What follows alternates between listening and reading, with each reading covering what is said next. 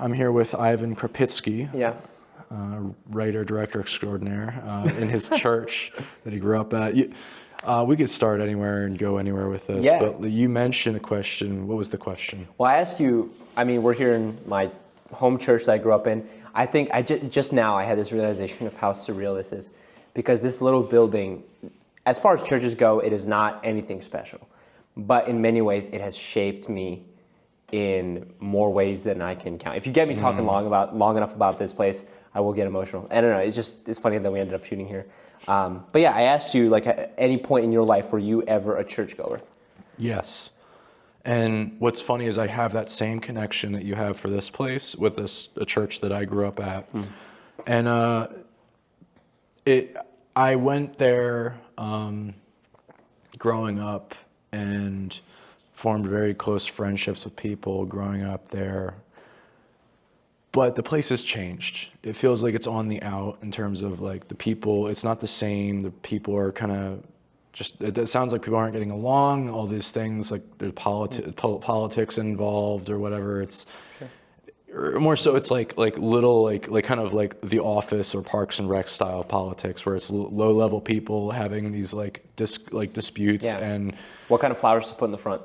Just stupid stuff. Yeah. Terrible, dumb stuff. And it's so sad because like I feel like they've been running it into the ground, and from what I've heard, but you know, and I've actually been. It's funny you asked that because I'm debating whether to get back into it. And like right now, there's a church that has been mentioned to me. I've known about it for years.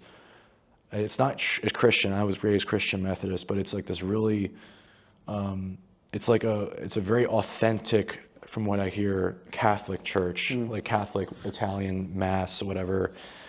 And the people I've known from it have always been compelling, and I always sense this feeling of grace from God when I talk to the people who came from there. But like I've debated going there because somebody who like put me through the worst experience of my life, that's her home, and I don't know if I want to go into there.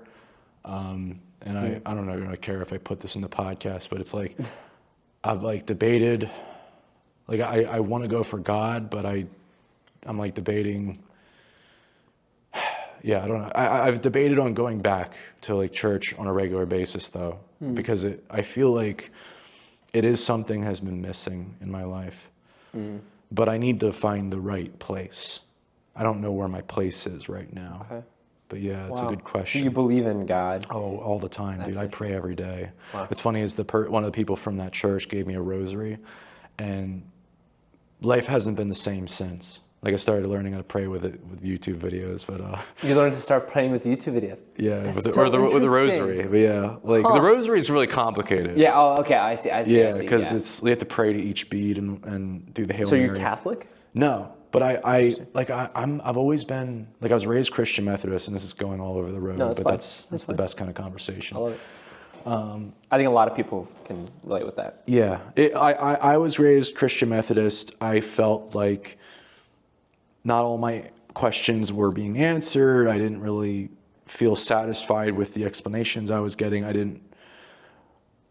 didn't know what to make of it. Like I felt like, oh, well, the things I'm learning in science class in high school, you know, it's just like you have no explanation for a lot of stuff. Like I know everything. But then when I got into like college, I started reading like a crap load of books a year, and just as like kind of like the spit in the face of college, you know, because I liked having freedom to learn things at my, you know, however I wanted to learn them. So I read a lot of books. I talk to people, do my own research, and I learned the best that way. But what I learned was like, no matter which direction I went, whether it was mythology or being a better artist or being a better person or being, diving into extreme advanced quantum physics and superstring theory, there's more and more evidence for God and things. And from my own experience, the more that I really believed in something or prayed to something before a writing session or prayed to God, you know, the better my life got, the more things really started to take shape. And like I had a project recently where the whole week felt like a mission trip. People started as, many people were strangers on the project. By the end of the week, they were family having emotional conversations, crying by day 4. We were spending a week in a mansion. And we had paranormal stuff happening every night, weird conversations. The number 3 kept coming up. 2 days before the shoot, I was in doubt, and then I saw like a buck in my neighborhood for the first time, and then the next day I saw a shooting star for the first time while looking at the moon, and the moon's a big part of the film. A lot of weird stuff. When we showed up there, we had vultures flying over the sky, like hundreds of them, or not hundreds, dozens at least. And then they went away, and then they came back the last day. On the final scene that we shot, it was a very like reminiscent scene, it started snowing. And there was so many weird things on that film that happened. And that's just like one subset of life where there's more to this life. There's God, and I believe in God, and I also believe in angels, demons. Yeah. I believe in all of that. Yeah. And how often do you read the Bible? Good question. I make it a point, like as many days as I can, to read like a page at least. I've tried listening to it audiobook wise. I've actually been thinking about reading it just kind of flat out for like a few hours one day, go to the woods. That's a lot, yeah. But I don't feel like I'm absorbing it. Yeah. You know? Like I feel like I want to, but then again, I don't feel like I'm absorbing it, but I don't trust a lot of people's impressions unless I trust that person and they kind of reflect. Like I'd have to find people whose explanations of the Bible I trust. And I have a few. I have a number of those people. But I have to like really do my due diligence on the scholars, like rather than go to like some scholar or somebody to give me their explanation of what I'm reading. I'm trying to read it myself primarily, and then let it work on me. And also, I will have these conversations with people, and like one of my mentors who I just met with today, he kind of called me at the right time. At some point I'm going to make this podcast more about you. I guess I'm venting about some stuff. No, you're fine. It's really interesting. The reason why I ask is because, faith and people are one of the biggest, where I find a lot of the motivation for film and for telling stories. My faith is a huge part of my filmmaking, and people are a big part of my filmmaking. That's why, I'm totally okay with just listening to. People are so fascinating to me, and I can't, even when I'm talking to somebody, I can't turn it off in my head. This sort of thinking about it as a story, as a narrative. Because when people tell me their stories, I don't know how other people think about it. When someone's telling me their story, I'm thinking about it as a narrative. And I'm thinking, also in dialogue too, if you're saying something, I'm like, oh, that's interesting. What if he said it like this? Or what if I said this? And I could change the whole direction of this conversation. And I love to think in dialogue. So I love to listen, and it's very interesting to hear about your perspective on that. Because I think we all believe in something. People that say, I'm an atheist, fine. If you're an atheist, well, I'm not you believe in something. Like, I'm definitely trying, I'll give you a little quick tidbit. Like right now, I've been on the right path in terms of I'm getting closer to, accepting God and Jesus and not there's nothing else. I've actually turned away from certain roads that would have led me down the wrong path. But what's weird is on the shoot, a lot of weird things were going on. Mm-hmm. And then a woman on our crew, I didn't know much about this side of her, but her mom was a medium. And she started reading a text from her mom who had no idea what was going on. Mm. And she broke down reading her mom's message, and it described everything that was going on that week, things that from our friend. And weird. I'm all right, this is demons. Don't listen. My instinct is this is not, I don't know if this is something good to listen to or to even indulge. And I've actually debated whether to meet with her mom and have an interview or podcast. But I've dabbled with the idea. Like I do believe that, you know, I've felt what it feels like when I imagine what it feels like when there's a demon in your life and you need to get it out. And I've also felt when there's like a positive force, a life force, some spiritual energy propelling you in the right direction. I feel like I felt those differences, and I'm not sure right now whether which one is this. I think I think I need to avoid it, but I'm not sure. But like, I think you're heading in the right direction. The Bible says to test the spirits and to see if they're from God. It's to like go talk to her. No, to test, to think about it, to compare think it with about it. God's word. If you see different characteristics of, if you're saying like, is this a demon? Is this an angel? Or is this a empty stomach? Like what, you know, what is this feeling that I am feeling right now? And there's different ways that God's word has laid out for us to test where this is from. And so I think it sounds like you're just not accepting. You're like, oh yeah, that makes sense. Yeah, this is a demon. No, this is that, this is that. That's good that you're testing, because it can be very deceiving, regardless. And I'm not saying, I have no idea what the situation is, but it sounds like you are thinking about it in the right direction, in the sense that you're not just accepting it. You're willing to, there's nothing wrong with that. Yeah. Our senses can be very deceiving. Yeah, like we did this short film, and it's about our friend finding God.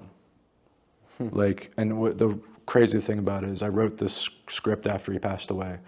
Like, I was shook up by it, and I wrote 16 drafts out of first version. It wasn't what I wanted it to be. Wrote up to 37 more. Yeah, 37 what drafts. is this film? Phantom Friend. It's about basically. The second version was like three friends grieving the loss of their dead friend and mentor when he comes back from the dead to bust their balls once more. And that second version I brought to his wake, his celebration of life. And I was like, all right, I don't know anyone here. It feels like a meet and greet. I should leave. No, my friend would kill me if I left. He'd haunt me for the end of my day if I left early. I need to find somebody here. There's somebody I need to meet. He would want me to network with somebody. The first person I met was this kid who did his podcast, because I was looking for who had his podcasts that were unpublished.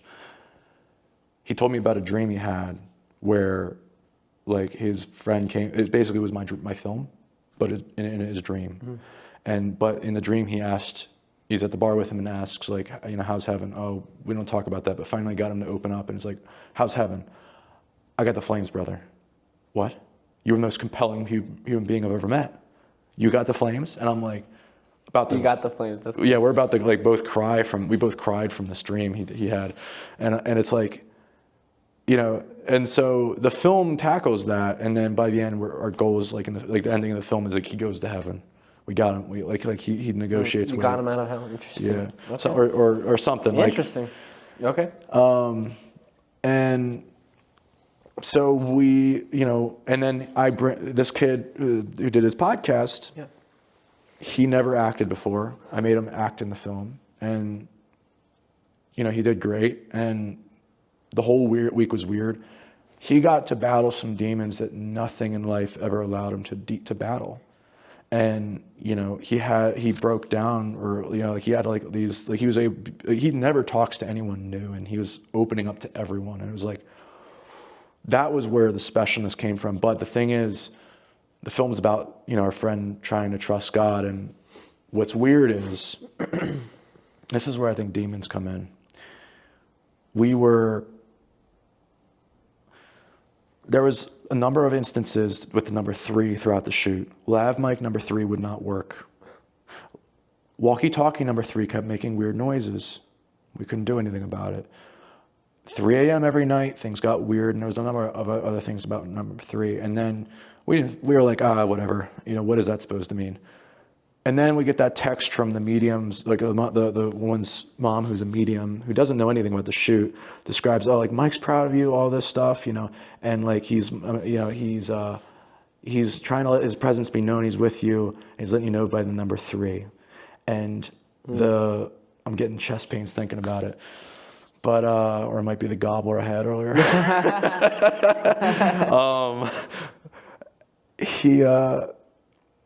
You know, he's letting you know, and you'll know what the significance of number 3 is.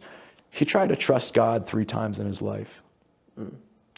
And so my thinking is either, yeah, he's in a better place, or there's demons trying to mess with us and make us think he is, and really he's not, or I don't know. And like, but like letting us know, oh, well, he tried to trust God 3 times, but he's not, you know, I don't know. I'm not going to bring that up to the Damon, or I don't know. But it's like, I'm not sure what to think of it all, but I don't know whether I should talk to that person. I don't know. I think maybe I should steer clear, but it's the whole film was the most challenging week of my life. Writing every draft felt like pushing my face through concrete. Shooting it, writing, directing, acting, DPing simultaneously. Jeez. Oh my goodness. Hardest week of my life, I can't but the imagine. most magical, fulfilling, meaningful one. Best work I've ever done on all That's fronts. usually how it goes, yeah. I know. Yeah, I mean, I don't know what to make of it in the sense of the spiritual world. Again, our senses are deceiving. I have had my own doubts. I think when you're a creative person, you're always pushing boundaries. You're always trying to think outside the box, and that can be dangerous because you need to have some sort of box.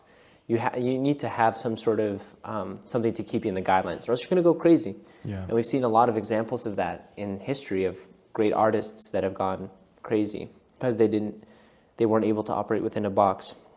And I've come to terms with, I've had a lot of doubts regarding Christianity. And a lot of the reason why, I was reading a book that my pastor recommended, was The Thrill of Orthodoxy, which is basically saying sometimes when we're up close to something a lot. So I've been up close to Christianity for most of my life, and I found myself taking for granted a lot of things. I took Jesus, the Son of God, for granted. I found myself. I'm not saying I lost my salvation, but this was something that I was just feeling empty. And then I found myself feeling empty. I'm like, oh, I don't feel close to God and everything. And the book that used this analogy, I'm sure you've been at the beach and you'll be out in the water and, you left your towel, and then when you get out of the water, you look and your towel's not there. It's because you've drifted.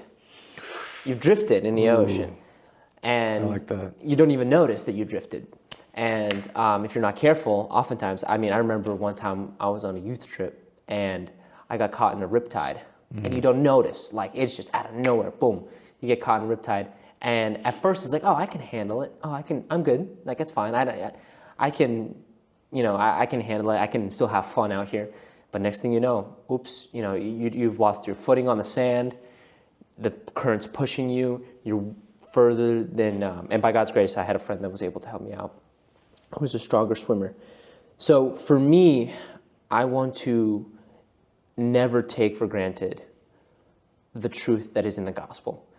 And you need to understand if all of truth and all of beauty comes from God, and if the Bible is God's word, well, then that should be the anchor for everything and the foundation for everything. And I've tried, and I've thought about other options. I've thought about different religions. I've thought about trying to do my own way. And everything comes back to the Word of God. And it hasn't failed me yet. And everywhere that it has failed me, I have found that it is my finiteness that has caused me to not be able to comprehend what God's Word is trying to tell me.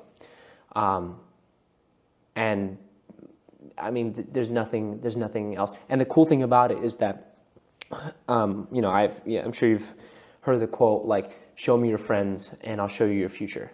And that's sort of the idea of like what you associate yourself with. The thing that you're spending the most time with, you become like that thing. If I spend all of my time with God's word and God's people, I'm going to become, in essence, like God, or like reflecting the character of God. I'm never going to be God, or I'm never going to be a God, but I'm reflecting the character of God. And so the thrill of orthodoxy is saying sometimes it comes down to the mundane things. And honestly, I was expecting a lot of things from God to prove himself to me when I wasn't even doing what God was asking me to do. So I think that, keep, be willing to, I would say like for you or for me too, whenever I feel like I'm like, oh man, what do I do with this? I've learned to just hold on to things lightly and be willing to let them go. I don't want to be like, no, this is what this is. And I understand the spiritual world. I know how this works. And then I just run with it. And then oftentimes that has gotten me into really rough situations, and that has completely screwed everything up for me. But being willing to say is, I don't know what to think about this. And just being willing to, that's another cool thing about creatives is we're able to not know, like we can be willing to live with the, when things don't understand, to be with the uncomfortable. It's like, oh, well, let me think about that. Let me take a look at that. Let me live in the uncertainty for a little bit. Let's see where this takes me. Live in the uncertainty. Yeah. And but all the while still holding on to the anchor of the truth of what I know about God. And the Bible says that friends may fail me, my own parents, that I don't know how anyone could love me more than my own parents. My parents, even if my father and my mother turned their back on me, God never will. And so then you think about, okay, well, what does that have to do with film? It has everything. It's your whole worldview. But yeah, that's just me yapping and just just spilling that all out. No, I'm like distracted that you're in the dark. I want to like get more light on you here. Hold on. But yeah, no, I let me actually get in the shot before I start talking again. Sorry. No, you're fine.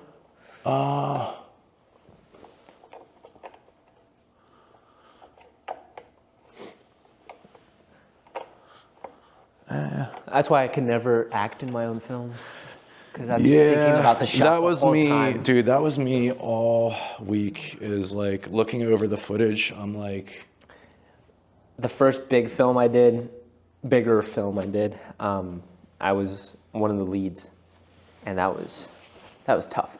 Because you're like, you set up the shot, you tell everybody where to go, and then you're like, and then on a dime, you're like, okay, now I have to be in this emotional, and then this emotional scene, and it's never good. you know what though? Until you have like 100-person crew, it's like we had a 12-person crew, and after that's the first pretty day, good. like first day, I'm like, oh shoot, what did I get into? And I'm like you want to like be done filming so you can just direct. But like you're like, oh, I got 4 days of this. After the first, like on the first day, I got to a point where I'm like, yeah, I'm cool with this. Like I'm fine. I'll be fine. I'm having fun. Yeah, I'm able to like shut my brain off and focus. It was exciting. It was a lot of fun. But no, I don't want to dive too much in myself. I want to focus on you a bit more. I was very indulgent at the beginning of this podcast. No, you're fine. I love it. You made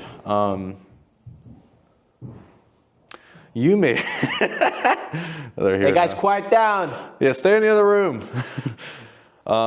So you made this really cool short film called Windbag, and I'm gonna have you talk about it, but I know that it really inspired me because how old are you? 21. 21, and you wrote and directed and did this really ambitious short film, and you've been doing a lot of other projects, but go into this. It was ambitious, dude. Give yourself props. What do you want me to go into exactly? I mean, what do you think separates you from a lot of filmmakers? What has enabled you to be so ambitious? I guess, yeah. Yeah, let's start with that. So Windbag. So first off, it's incredible how many. I was just reflecting on this with my mom today. It's incredible how many filmmakers are brothers. If you have a brother, hold on to that relationship for dear life.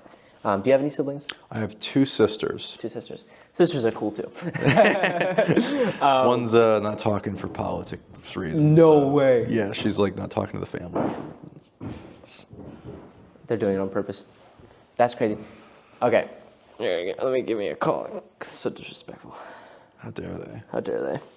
Brothers. Never mind. Yeah, brothers. As you're talking about. You know what? Never mind. Brothers suck, dude. Hold on.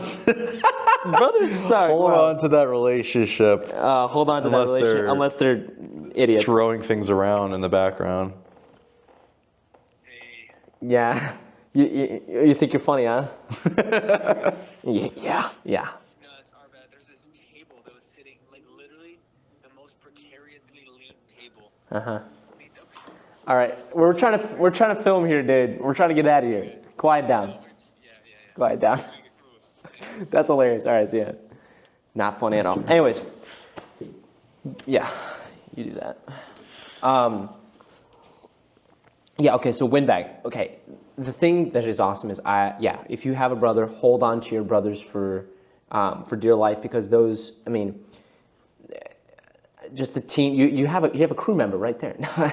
Just a built-in crew member. I have 6 siblings. A servant. Yeah, I have 6 slaves right there that I can use, and I'm the oldest. I can tell them to do whatever I want. But, so the reason why I'm saying that is because I have an incredible support system that God has blessed me with. Incredible. A lot of people don't get that.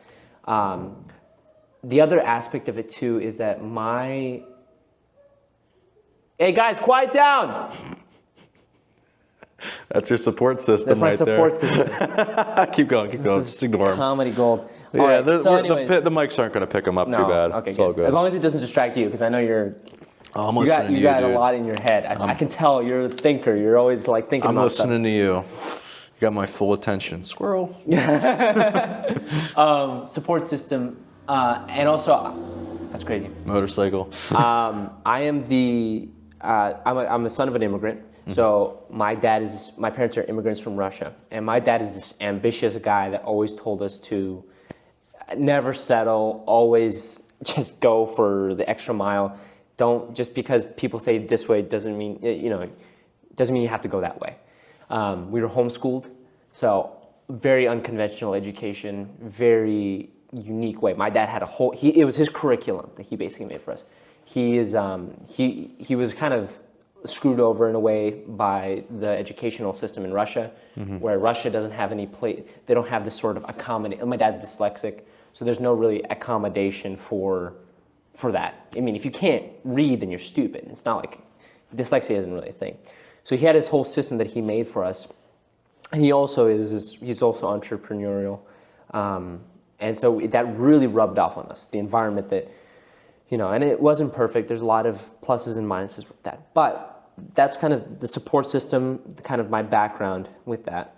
I love films, I love movies, and I love stories. And I remember my parents had to actually take away the TV that we had for a little bit because I would walk around in circles, talking to myself, making up stories. And my parents would be like Vanya, trying to get my attention. There's a video of me doing this, and I'm walking in a circle, talking to myself, and they just can't snap me out of it. And so you can get really obsessed with certain things, which can be good and bad. I can get very fixated and obsessed with things, which has helped me and has been very detrimental to me too. How detrimental? Detrimental because, number one, if you're obsessed with the wrong thing, or that the thing, you can be obsessed with the wrong thing, and that can lead you down destructive paths, and it can ruin you because you're not able to let that go. I'm very prone to addiction then. That's one aspect of it. Or I will get obsessed with something that shouldn't have it puts things into the wrong priorities. So I don't think that film should ever come before my family. And so if I get obsessed with film, the priority of it, goes up there. So that's another way that it's very, very bad. And I don't want to be, and again, I'm very religious, you can say, but I'm very faith-centered. So I don't want to be obsessed with anything other than God. If I'm obsessed with anything other than God, it's going to fail. It's going to fall apart. I firmly believe that. Do you find, and I find this to be true myself, that, if you make your filmmaking revolve around God, that it'll, that's probably the best case scenario if you use your filmmaking to serve God in some way? Definitely to serve God. It definitely needs to be God honoring. Yeah. Windbag, so this is actually something interesting. This leads into Windbag actually, because, and this is something, I might be shooting myself in the foot here, but Go for it. I'll get the bandages ready. Meaning for marketing, because I wrote Windbag when I was 18, 19, around there, and it's been 3 years. And even in the 3 years, I've grown so much, and my thinking has changed so much. And I look back over the film, and I'm like, oh my gosh, that's terrible. And I'm like embarrassed. The one film we made, a writer hired us to make the film, and we premiered it, and we have a sold-out theater. But I wasn't even in the theater. I sat outside in my suit. I couldn't watch the thing. And this is something bad. Like I need to crank out projects faster. I don't like to sit in them. But with Windbag, one of the things that kind of killed me about it was that I went back and forth on whether or not God should be explicitly mentioned. Should the name of God? Christian movies are very cheesy. And they're very, Alfred Hitchcock said that the two things that you can't really show on screen is someone praying and a sex scene. Because it's such an intimate thing, and it's such people can call it out that it's fake. Like, how do you show a genuine spiritual experience talking to God, the creator of heaven and earth, on camera? How do you act that? It's hard to act that. And so there's truth to that. And that's that quote was one of the reasons why I didn't put, because the thing is, I don't want to put that on an actor to fake that. Now, I think that we're seeing a shift in movie making where you're seeing a lot of Christian films that are coming out that have some high caliber and that are really good quality. There's an animated movie that I just saw the trailer for, Angel Studios is putting out. You know Oscar Isaac? Yeah. Oscar Isaac's in this thing. It's about Jesus, the story of Jesus. Oscar Isaac, Mark Hamill, Ben Kingsley, these heavy hitter Oscar, Academy Award nominated actors are working on this Christian animated film. So there is a shift happening with that. And so I'm still going back and forth on whether or not God should be, what place God should be in movies. Now, it should always be God honoring, and I'm using my gifts and abilities to serve God. So that means that no matter what, I don't want the content that I put out to be contrary to God or evil. I don't. And if I do portray it as evil, I want to make it clear that it is evil. And so that means you got to be intentional with the stories that you put out. I don't think that there's anything in Windbag that is contrary to God, but I think there were some missed opportunities to push a little bit more for faith. How do you feel like it could have pushed more? Well, the plot of the film is basically following this writer, I guess for viewers or to just kind of refresh and to give some context to everything. The plot follows a writer who tells a story, who meets a girl. Let's go rewind a little bit. He meets a girl, and I think we've all had this experience where we've met somebody and you just hit it off and you spend all night talking to this person on a phone call, or you just like this one romantic night. I don't know if it's happened once or twice. It's happened to me. It's some of the best conversations. You're dozing off, but you want to keep talking. It's just a beautiful thing. It's just wonderful. And basically, this writer, who's a hopeless romantic, he's looking for inspiration. He meets this girl, and they sort of hit it off right away in a music shop. And I want to say something interesting about the music shop, but I'll say that later. And basically, he's looking for inspiration, and he's kind of can't find the inspiration. And this girl says, tell me a story. And he's like, okay. And he tells her a story about a comedian in the 1950s who is cursed, and he basically has 1,000 words that he can speak until he can never speak again. So now his words have value. So if you showed me a movie and I said, that is incredible, man, and I had 100 words left, I think you'd believe it, because I'm using these precious words to complement your film. So the value of words. And a lot of the idea actually came in this building, actually, during a prayer meeting. On a Wednesday night like this, I remember our pastor was talking something about words, and something clicked in my head at the ideas, and there was a couple ideas that I had, and everything just went boom. And I was like, I cannot wait to get home to write this. But yeah, that's kind of the background for Windbag.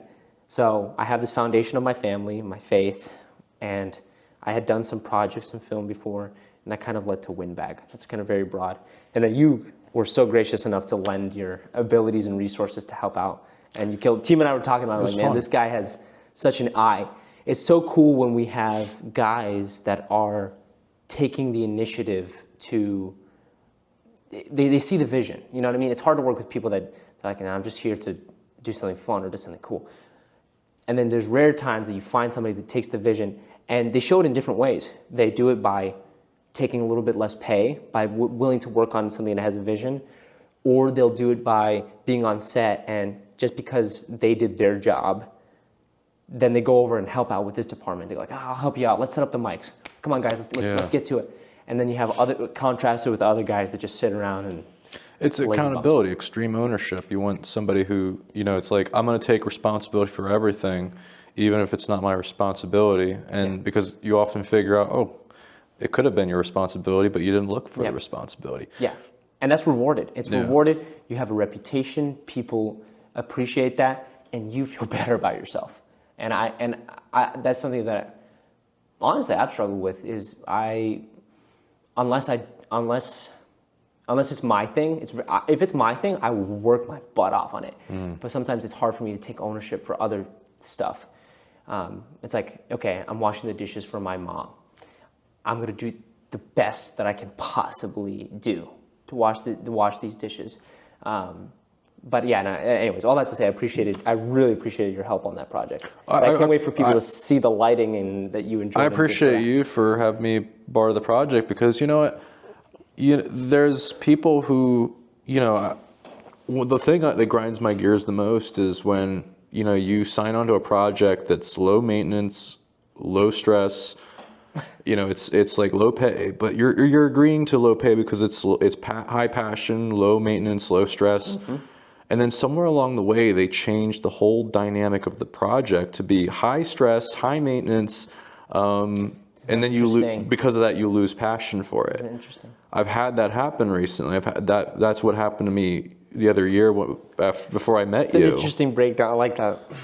Like, I don't mind. That. I don't mind doing projects that are passion projects for low money. And it's funny, is like I did that recently for someone, but they just kind of, I found out the hard way that they're kind of this person that, I don't want to ever work with again. And I was looking forward to helping them. Like, I was excited about it, but like the last minute they kept bringing producers on who would speak for them. And I honestly think that there's issues and baggage from parents or whatever involved in the person. And like Well, that's cool that you're understanding enough to see that and not just completely write them off. Understand their perspective. Well, I probably wouldn't waste my time with them again. And it's funny is the initial interaction with them was I was having a conversation with one of the actresses that was in Windbag. I was catching up with her, and then all of a sudden, this guy and his producer come along and interrupt our conversation. Later, I find out from somebody else that he's a bit of a misogynist. Oh, shoot. And so I kind of avoided that. But it was like, I don't know. The self-importance, the arrogance, that's what you need as like a director. You got to remember that. It's like, yeah, cool, good job, you pulled off a project, but you're only here because of other people. Like, they're here because they're doing you a favor mostly. Yeah, they're getting a little bit of money out of it. They're getting to work on a film, that's awesome. But like, treat them with respect, treat them how you want to be treated. And yeah, no, definitely. And that's interesting what you said about the dynamic change, because it can be very easy and I'm sure you know this from a director's point of view. When things get tense and you're like, I need to get this project done, all these people came, and everything becomes high stress. It's really hard to manage that. And it's like, you as a director need to set the tone and you need to be calm. Even though everything's falling apart on the inside. You need to hold the line, even if the world's falling apart. Yeah. Cool. Like, I felt that last week where I was like, this is the hardest thing I've ever done. And I'm working with a lot of new people, and some of them, like, granted, like, they don't, like, I'll give them like directions or instructions, and they don't know what a certain light is, and they'll make a mistake, and but it's at the end of the day, it's like, all right, yeah.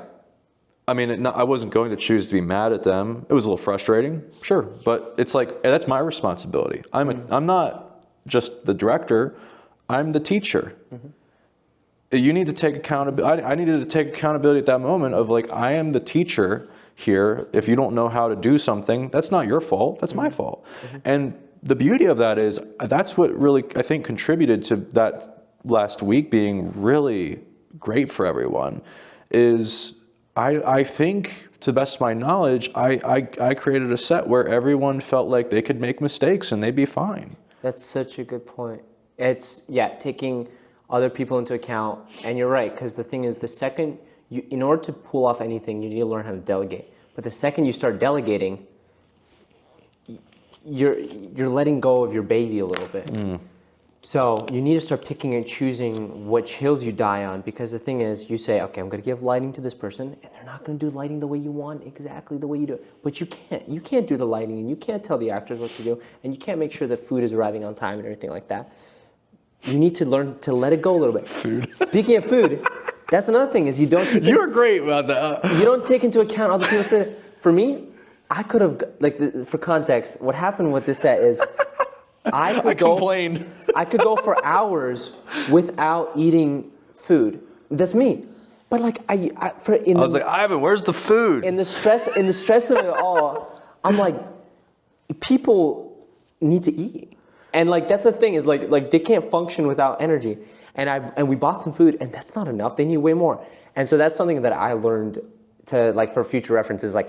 Okay, fine. If you can't handle it, then make sure you have someone that's on top of it that can handle the food and making sure that it's coming and coming and coming. You were on top of it, dude. If I ever complained about anything, and I wouldn't complain unless it was usually helpful. a legitimate thing. No, it was helpful. It was helpful, and that going forward, that's if people do it respectfully. I mean, obviously, if you were cussing me out and everything like that, that would not fly. You fire me at that point. But if people, exactly. But if people just come up to me and they're like, yeah, this is something that's how you function, and a tendency of mine could be to get defensive, or you could be like, no, you're right. Yeah, no, that's right. Go order a bunch of food. Last week, I learned, I was drawing on an interview. I did an interview with my Nana. Okay. With one of these cameras, but she mentioned in marriage, she was married for I forget how many years, few decades, 50 years or something like that, and it's it really just comes down to patience. And that was her thing. And I'm like, and I was realizing in the moment last week, I had to find that patience of all right, you're writing, you're acting, you're directing, you're DPing the film, and somebody's doing your directions wrong or whatever, or somebody's change the setting on the wrong light, remove something, did this. Somebody else needs this. Somebody wants to get inside because it's so cold.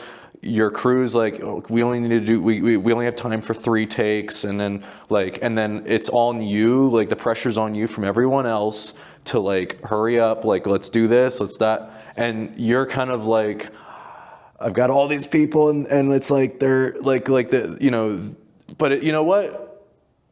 I feel grateful that I realized I have the ability to stay locked into. Mm-hmm. All right, I put myself here. I'm totally responsible for teaching each person to do each thing, and you had an inexperienced crew. Some of them I've never worked with before, and but that's done that. I've done that. That's totally fine. I mean, they're here to help me, and I'm grateful for that. And the beauty of it is, I'm because the reason why I asked that is because, I don't have to listen to them to move forward.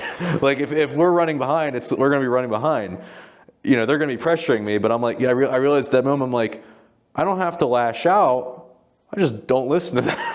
We're going to run a little behind. That's a really good point, actually. I've done that a lot. Yeah. Where it's you just learn how to just let things fly off your back, roll off your back, roll off of it. Yeah, that's a really good point. Because Last thing you want to do is get snippy with anyone. No. The moment you get snippy once. Yeah. You're done. And then if you do it, you need to really quickly correct things. Be hey man, exactly. I didn't mean that came out wrong. I'm sorry, I don't think that happened to me last week. It's all about perspective, because the thing is, if someone comes to me, let's say we had a guy that was AD, you remember him on Windbag, Andrew Gilbert, and he didn't have very much experience on film set, but his job was to make sure everything was going. And by the end of the week, he really got the hang of go. His job was I wanted him to be the annoying guy. And a part of me, I forgot that. So halfway through shooting, I'm just bro, why are you telling me? Why are you doing this? Yeah. Why? Because you told me to. Yeah. Because you told me to. Yeah. I know. And the cool thing is, my perspective is either one thing is I could get annoyed at him, or I could say, that's good that he's doing his job. Would I rather this? And actually, I like it when the sound guy is arguing with the lighting guy, because they care. Yeah. Because they care. Because the sound guy's I'm trying to get close enough to get good audio. And the lighting guy's well, I'm trying to get a good shot. And I'm okay. Obviously, I don't want this to end, I don't want this to all blow up. But it's good that we have 2 guys that are willing to care. And as long as we can find a way to find a balance between the two, great. Wait, was the I would sound guy prefer getting into it with me? I forget on Windbag. Bro, It might have happened. I don't know. We had a lot of things. There's a lot of things with sound that if I could go back, I would adjust. Well, you know what? It's It neither here nor was like, you have to approach it from a place of gratitude of like, you've got all these people here. You do not ever want to, if ever take your frustration out on them. No. You might be the most stressed you've ever been in life. I'm catching up. Yeah. Get with it. Yeah, I know. Because that's your reality you put on yourself. The only person you need to be frustrated with is you. Mm-hmm. And you need to direct any of that frustration you have for anyone else towards yourself to do better for them. Yeah. You gotta love film so much in order to deal with it. People don't get how stressful it is. Yeah. People do not get how stressful it is. And you need to love film in the right way. So you need to love film. If you want to do it as a career, great. You need to love film enough to deal with all the baloney and crap of dealing with all the stuff that you didn't realize you had to deal with. You didn't realize that you had to deal with food. You didn't realize that you had to do with expenses. You didn't realize you had to do with shoot days canceled. Windbag was a miracle that we didn't have to do reshoots. Yeah. Do you know how crazy it is to not have to do a reshoot? Yeah. That's insane. That was the providence. I'm finding out if I'm there right now. Yeah, you're good. Yeah, Hopefully. you're gonna be looking through the edit and you're gonna be like, oh my word.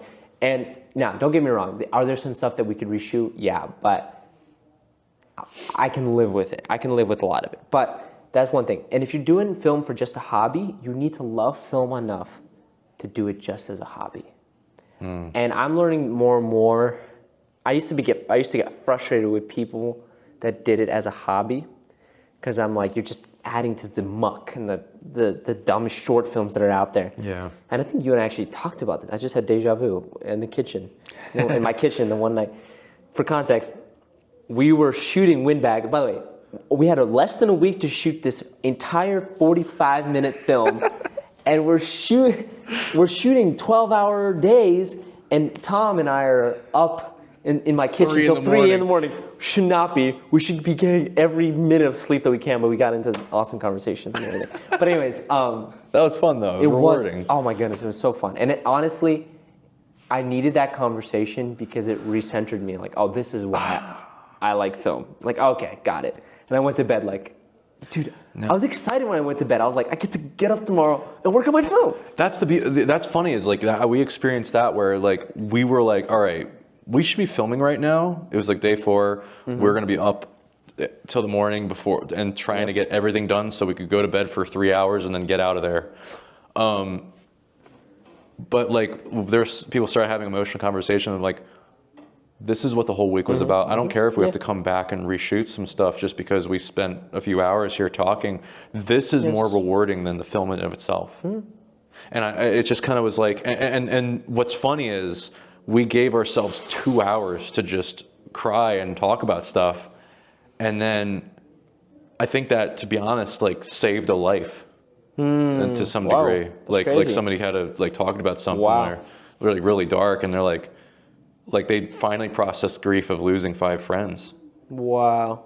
And I hold that thought. I can tell them to turn it down a little bit. Yeah. That's crazy. Here, keep that thought there. These idiots. What are they doing? I don't know. Anyways, saved a life. Yeah. Wow. That's incredible. And there was the guy who, I mean, I think he's fine because it's going to be in the podcast but it's like he basically, he's the person who, I wrote this film. I met him at my friend's wake because I had the instinct from my friend to meet someone there. He had his dream. It inspired the new version of the film. I cast him in the film. He went through that week. He almost didn't do it because it was just so much pressure. Wow. And he did the film. And it changed who he was to some degree. Like in a way, it changed his life because he'd never been in a situation like that. He basically, normally would never talk to people, and I'm very grateful to him and proud of him for that. And after that 2 hours, we were going through things lightning fast, and everyone's morale, everyone's on board. Yeah, the morale was so high. I've never seen morale like that on a set. Everyone was just having fun. Directing it? Yeah, I'm directing, acting in it. Like my crew's That's taking such a good feeling. Dude, my crew was taking over, and I'm just in total faith of what they're doing, and I'm like, that was, cool. and then it started snowing, and then when we went to do this moon shoe scene, which is like him reflecting on like a highlight of his year was, trying on moon shoes was the highlight of my year, That was the last time, like one of the last time we hung out, my friend, and when we cut to. There's a scene in the street where he's like, there's a meteor coming down toward, it's like, what's up, Matt? Oh, there's a meteor hurtling towards Earth, but that's not, it's going to wipe out life as you know it, but that's not important. Mike's gone. He passed away in his sleep. I'm sorry. And what that's actually based on a real phone call, and it's like in this film, a meteor crashes and lands in front of him, and so he's like lit by fire, and that's going to cut to that moon shoes scene in the snow. And it's like... That's cool. That's cool. And it's it was so magical. Yeah. The whole week. Oh. Yeah. And the people, there was not a single, like I've heard people refer to people as like certain people as set cancer. We did not have any of that. Everyone set was cancer. I've never heard of that. What's that? that? A friend of mine was like, a friend of mine who's had people screw him over on almost every project. And I'm like, you need to like have me vet your people at this point. But like, I told him, but it's like, people who kind of, grind everyone else's gears unnecessarily. We did not have any of that. We had amazing people. Every person was just on board. Yeah, I think that there's a benefit to having small crews because of that. Because one person can screw it up. But if you have a crew of people, I'd rather have a good attitude than amazing skills, honestly, because I can work with that, and you can be. That's my thing with casting. Is like, I actually prefer somebody who I trust. Trust in a sense of like, you'll be there, you'll do great work, you'll crush it, you'll play the character well. Interesting. But trust in a sense of like, you're going to be a great person to work with, reliable, and like, but like I just have total faith in. That I can go through hell with you, that I can walk through fire with you.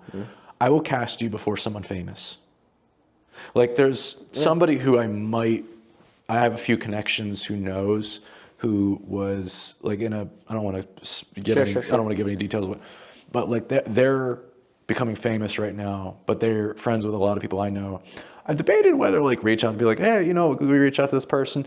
But the person who like came in was an MVP for me, who like crushed it, like who I actually had to replace another actress for, like on the short we just did. She's gonna have first pick of whatever character in my next feature, and honestly, like I don't care if you're like a big name. You don't get priority, I think, over the person who was there and who I know can crush it, and I trust as a good friend. The people behind the project is very important, and that's part, like I'll let you know a little, kind of like our business model and why we do the things the way we do. We do live premieres for dumb little short films, whether or not we love them or whatever it is. The reason why is because we want people to see the people behind it. When the audience is there, there's something about, like, if we just release it on YouTube, great. Yeah. But if you come to the event, first off, our events, we don't just do, and I'm excited for you to, I hope you're going to be able to work with your schedule to come to our premiere. We're still going to. I'd love to. We're going to announce it. It's going to be a blast. It's not just about the film. We have. It's going to be the greatest thing in the world. It's the greatest thing. It's going to be amazing. You're going to walk in there and be like. We're going to walk in there and say, wow, it's what amazing. a movie. I don't know how I got the jump. But what was I going to say? No, you're fine. Oh yeah, which part I was going to ask you about this too is depending on what it is, obviously. But if you have any trailers, we're showing a couple trailers of short filmmakers to show this, and we're like, it's going to be. I mean, last event was sold out, so we're expecting a lot of people there. But anyways, to see the people behind it, and so when the audience is interacting with these actors.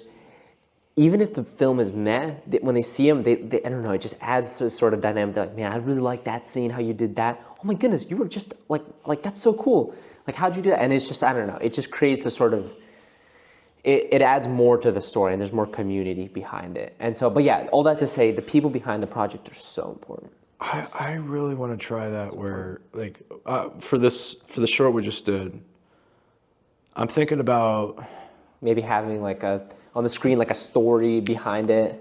here, way more ambitious. I'm going to make the short film and put it to festivals. Sure. And I'm debating on, do I start immediately on the feature or like do light prep for it while focusing primarily on finishing a behind-the-scenes documentary of the film, because the whole project was just... Did you have someone shooting BTS? We had 18 hours of BTS footage with one of the, like, two of these things. Oh, cool. Like we have a load of BTS. There was, on day 4, somebody pulled a prank on me. Like, my friend, the Damon, who, was, like, the person... Oh, my goodness. He's like, I need to mess with someone on this film. Of course, you got to do the director, yeah. And I'm like, please don't do that.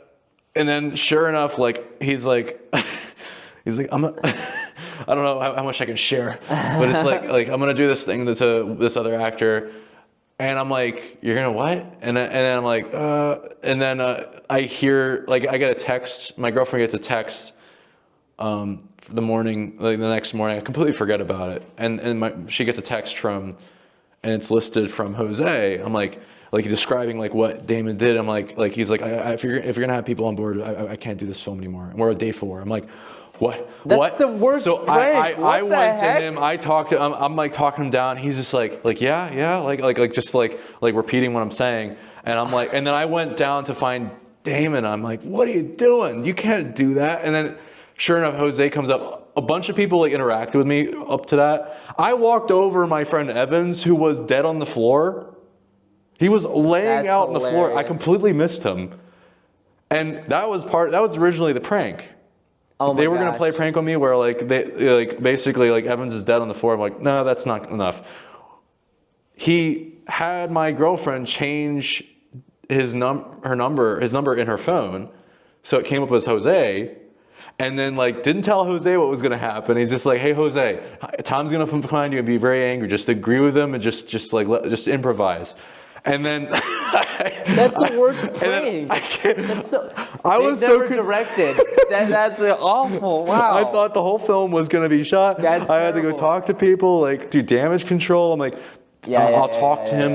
Don't worry, it's never going to happen again. Oh my God. And he all he knew. These are terrible people. Jose came, he's like, Tom just came in, he didn't know what was going on. He's like, Damon told me oh, don't say anything, you just play along with it, improvise, being a good actor.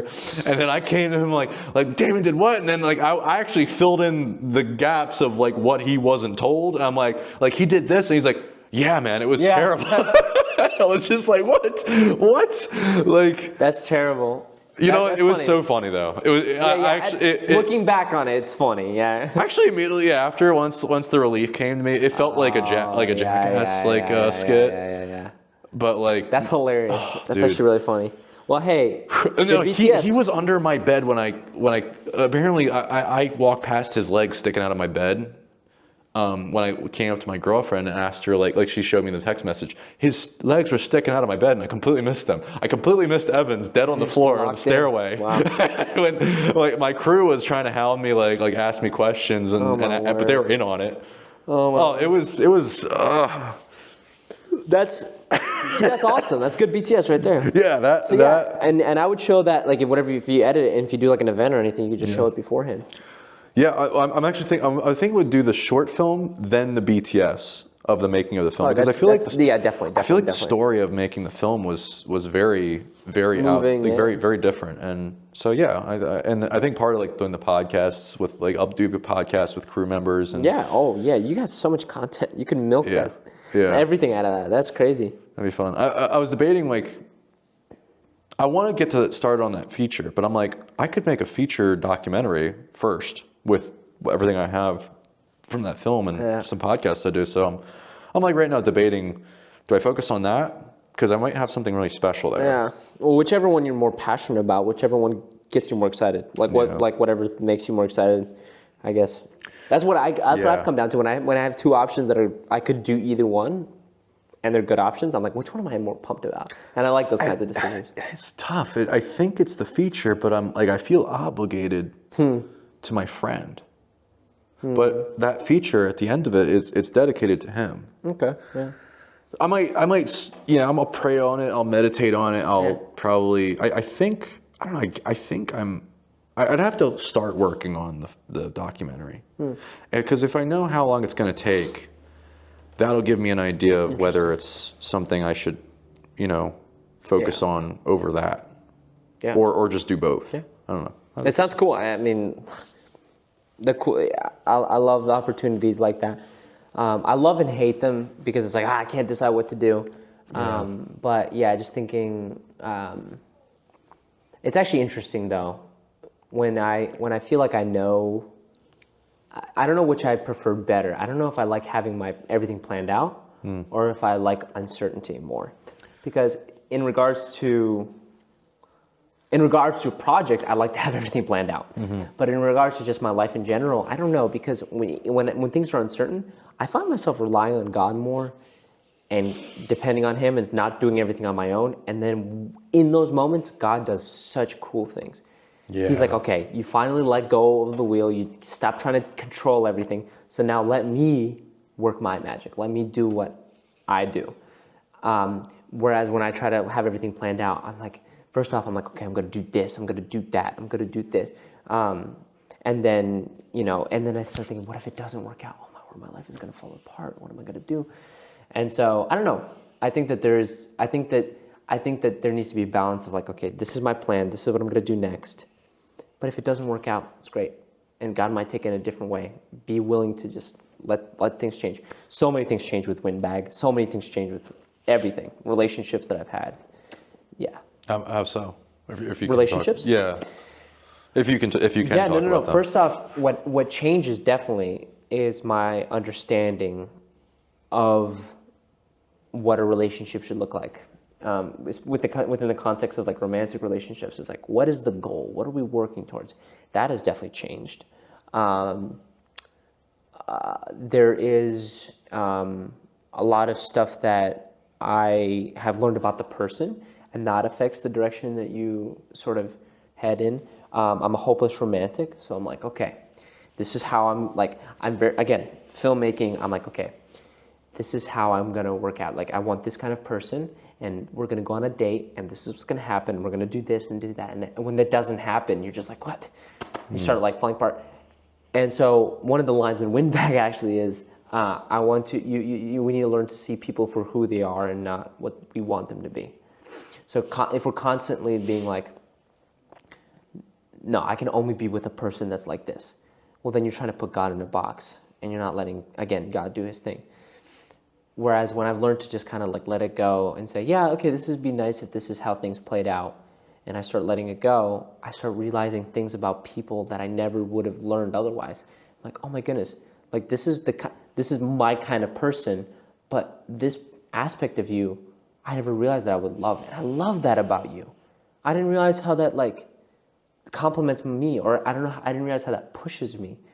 Limerence is loving the idea of someone. And when you are able to see someone as who they are in the present moment and not impose anything, and come to accept them and appreciate them for who they are, it's kind of like living unplanned and living in the uncertainty. And that's where God can work His magic in your relationships.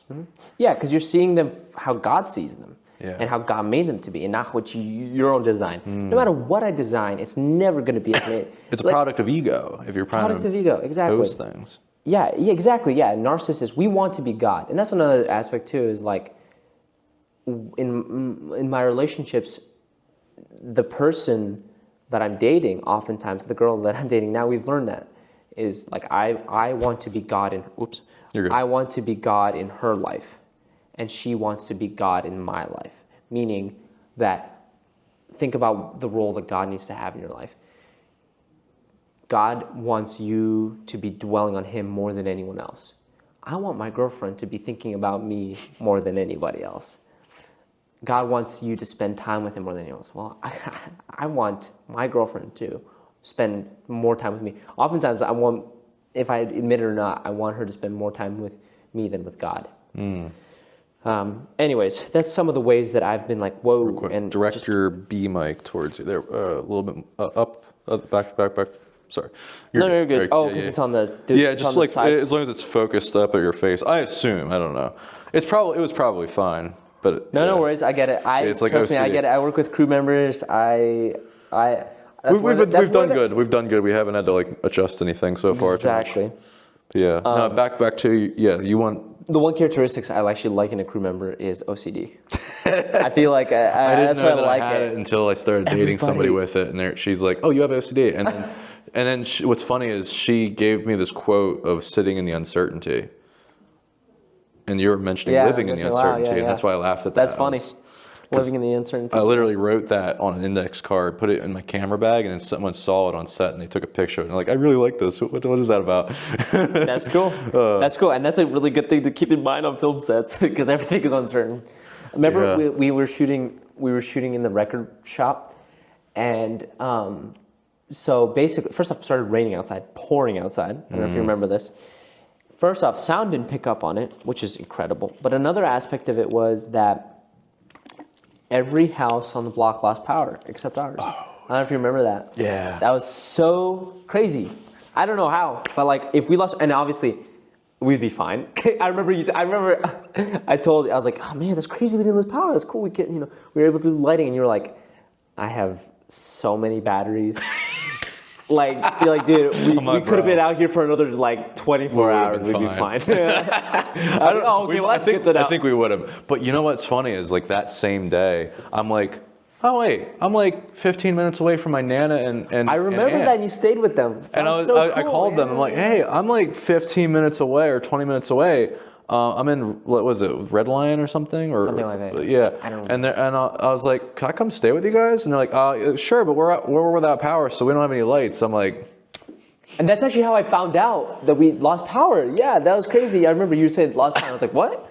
And I look outside and the store right by us lost power. Anyways. Driving to their house was like driving through the remains of a hurricane. Like there was trees down everywhere. Cars had to stop to move trees out of the way. And we're trying to shoot a movie. Oh, I can't believe it. You talk about uncertainty and living in the moment. I mean, yeah, I found that that's been a theme this year for me is learning how to live in the present moment. And it's, you mentioned that you like having things planned. What's so funny is, I think, like, especially starting that feature script I'm going to have you read, it started because I spent 3 months outlining a 40-page outline, and wow, it was the most elaborate, like complex thing I'd ever put together. I'm like, this is gonna be I'm gonna knock this thing out of the park. I have things planned out. I had always wanted to plan something out this well. I gave up doing that with scripts a long time ago. I started writing it and got to scene 3 of 5, or to scene 2 of 5, and like the scene 1, I realized that there's stuff that was good and there's stuff that was terrible. The stuff that was good was the stuff that was improvised. I just listened to Stephen King's audiobook on writing. I read that book. That's a banger book. When he tells you let the characters tell the story. Yep. I was like, all right, I'm gonna let the characters. I was just about to mention that. Yeah. I'll let the characters tell the story, and it became. I was like, all right, I need to sell the audience on this couple. That wasn't in my outline actually. I was like, all right, I need to sell the audience on this couple. That was just my intuitive understanding of writing the story to make it work, and so I did that, and I wrote some like based on real life dates that I had, and worked them into this dialogue, and that was beautiful and fun to write and rewarding. And then when it got to the outline stuff, it was just a train wreck. Yeah. And it didn't feel like real people. It just felt like I was hitting points. Because you were drawing on what you know. You seem to mention that a lot. Yeah. That you seem to draw a lot on your own experiences. Yeah. And I'm not against like having a plan, but you need to let the plan take a back seat. And you need to like live in that moment and create the most uncertainty and chaos. Yeah. And so like when I realized that about that script, that short film, granted, it would have been a disaster if I made that 30-minute short film out of that 40-page thing. it wouldn't have been a short film or a feature. It would have been somewhere in the middle, and it would have been a waste of money. Yep. And it wouldn't have been something I was passionate about or made me a better person. I started writing from there something without a plan. And I didn't know what it was. I just knew that somebody was going up to they're getting out of their car.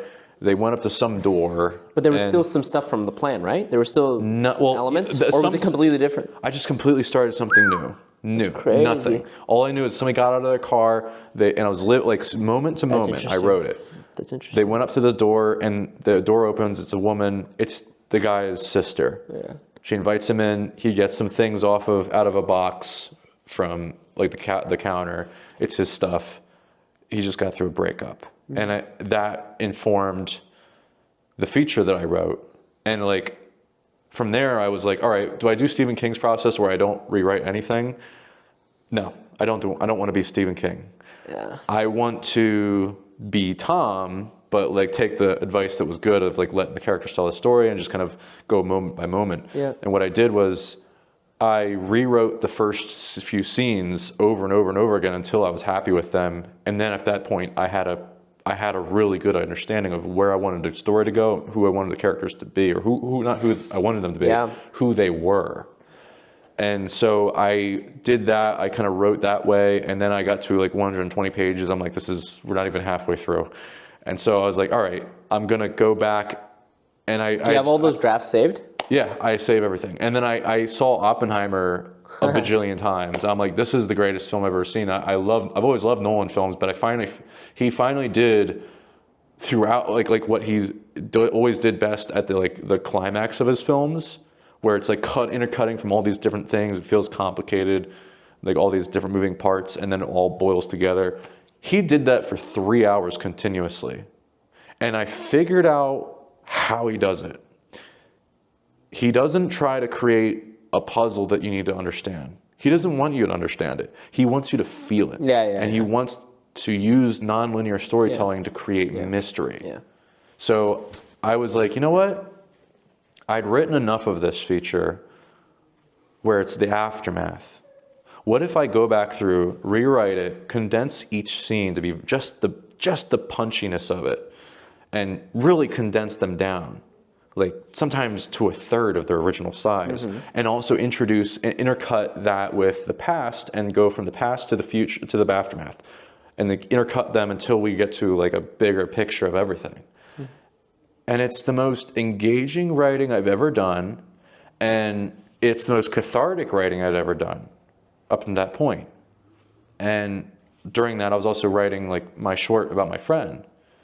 And I think because I started writing that, I then started going back and redoing this one, and like I think the process of trying to grieve that loss and deal with that and go through that and all the lessons it taught me of like losing someone and having to go through grief and face it and do the right thing in the face of it. It got me to a point where I started moving. I was moving in the right direction, then I stopped, and I was moving in the better direction I've ever been going in my life. And it made the script better. Granted, it might not be for everyone. Sure. But it's very rooted in, it's an emotional story. The plot line, the adventure is an emotional adventure. So some people might view it as like, this character is doing nothing. On the inside, they're doing everything. They're doing more than I'd ever done in my life, emotionally. And so some people who get it, they really get it. And so... Interesting. Yeah, I think. I mean, I evolved as a person through the course of writing. Yeah, that's very true. That's very true. I think with writing, I'm a lot riskier. I am not a big rewriter. I am not. Because when I rewrite it, it just feels everything feels super blocky. Yeah. I am a big cutter. I cut out all any excess. I don't like rewriting, but I cut off excess all the time. Windbag, it is a very bare bones thing. You can add a lot more to it, but because of budget and everything like that, we cut it down. But every single scene there, if you pull out one scene, the whole plot crumbles. It's just how it's built, and that's how I am. And I think that even if it was an hour and a half, 2 hours, I don't care. You can do it as long as you want, but every scene better be a key portion of the block. Cut out everything else. That's one of my rules. Is don't have any of this fluff, especially now in our day and age. We don't the attention span that we have is just not. The audiences don't have that. I don't have that. Yeah. And you got to keep them locked in. And then another aspect of it too is with the whole characters. That's actually something that happened with Windbag. Is I got to know the characters through the show. I got to know them, and it sounds like super pretentious, like design. You know what I mean? It's like I developed them. I got to know with them, and then when I looked back over the script, after I finished that, I was like, oh, Alice would never do that. And I went back and I was like, okay, I did rewrite it, because Windbag was probably the most rewriting I've ever done.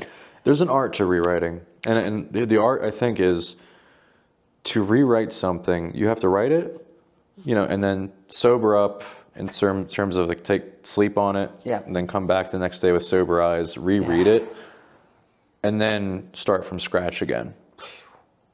I respect that. I respect that. I did that 50 times for my short about my friend. I need to do that. I do need to do that. I need to write more. The thing with Stephen King that I need to take from him is he writes like a maniac. Like the guy writes, I forget how many pages a day. Just that guy is nonstop. And when you write that much, it just spills out of you. One of the difficult things is if I haven't written for a long time, words don't come easily. Trying to express a thought or a scene or an emotion, I'm like, oh, I feel it, I see it, but expressing it, putting it on paper is hard. So you got to keep, it's like a muscle, you got to keep exercising, keep writing, so that it becomes easy. So you're not fighting, and I get super frustrated. That's the most frustrating thing about film for me. After a movie, I show it to some people, and they come to me, and number one, it's frustrating when people don't know anything about film, and they come to you, and they have corrections and stuff. But just go on Reddit. They come, bro, and they come to you, and they have like all these corrections, and it's like, cool. But you see that mistake. I saw 10 other mistakes that you don't even see. Like I know there's 50 other things that you don't even see. Like I see the mistakes. And I just thought of a quote. They said, I don't take advice from somebody that you wouldn't trade places with. That you wouldn't trade places with, or don't take advice from somebody that, or like critiques that I wouldn't ask advice from. So like if some Joe Schmo gives me a critique, I'm not gonna take it, because I would never go to Joe Schmo for advice. Yeah. So anyways, but all that to say, and this sounds arrogant, and a lot of times people do offer really good feedback, but sometimes it's either ignorant or it's too late. That's the killer one. It's like, the film's done, man. Oh, I love that. It's like, you should have did this, and the film's like, locked. It's like, done, man. Dude, it's funny as, like I mentioned, I got feedback from someone who, they basically, like, when you get feedback from someone that tears apart your script, but like you actually see their point. But that a bunch of other people get it, and then you share their feedback with the people who get it. Yep. Yeah, and there's that, and they defend it, and that's your audience, is the people who get it, and also, you finish the film. The beauty, I think, is like, if you can shoot something, not reshoot anything, and just learn from the mistakes you made and move on, live in the uncertainty, that's the best place to be. Yep. Now you mentioned like you like to not have a plan. You like to have a plan in filmmaking, but not a plan in life. Do you find? Have you ever found that? And this is where I'm at. Is have you ever found that allowing yourself to go in without a preconceived notion of what you're trying to do often opens you up to, like you mentioned, God coming in or living in that present moment? In life moment? or film, or both? I think both, but like you mentioned it in life, but have you found that in work? I found that in both. Yeah. 100%. So you're saying I go into something and I'm not exactly sure, but I'm still going for it. Yeah, you're living in the moment. Yeah. A lot of people say like don't go halfway. Think about it, but then go for it. And I agree, don't go halfway. I agree with that. But sometimes you can't think of, if you spend too much time thinking it through, you're never going to actually go for it. You're never actually going to dive in and go for it. So sometimes you're going to have, that's the thing, with film, with life, mistakes are going to be 100% mistakes are going to be made. You can plan out every single shot, every single lens that you use, every single tripod, like what kind of tripod, whatever, the setup, something's going to go wrong. It's going to happen. And the planning tries to mitigate that and tries to like control that a little bit. But with uncertainty, like, yes, going into things, and God reveals a lot of things. So like for instance, for film, one of the reasons why I don't rewrite too much is I don't like to lock myself in. Because on set, especially if we've got the shot, I'm okay with changing stuff. I'll be like, hey, can we get a take of like you saying this line, completely different line. And actually, this is a little tidbit. Those lines are actually fodder for trailers. Because with trailers, you can use these random lines or random moments and random shots. We got a couple of those for Windbag they're never going to be in the film. They're never making the... No, but it's cool because it's just like it adds a little bit of something. And another benefit of that is you don't reveal too much about the film. That's another beauty of it. But the cool thing about it is we've had a lot of cool things where like, and I love it when actors do this, when they do it appropriately and when they put in the work of understanding your vision and they put in the work of understanding your script, they come to you with ideas. But only then. I don't like it when it's like, I asked you to come say my lines. So like, that's the priority, the lines that I wrote. But after, like if they come to me and they've thought it through and they're like, what if we tried this? I'm okay with that. Like, I'm okay with that. And so some of the most beautiful improv stuff has happened. Now, I'll be honest, I don't think I have ever, maybe I have and I didn't realize it. I don't know if I've ever really worked with an actor that can handle improv well. Yeah. That you can just be like, hey, riff. I definitely haven't worked with two actors that could just go for it.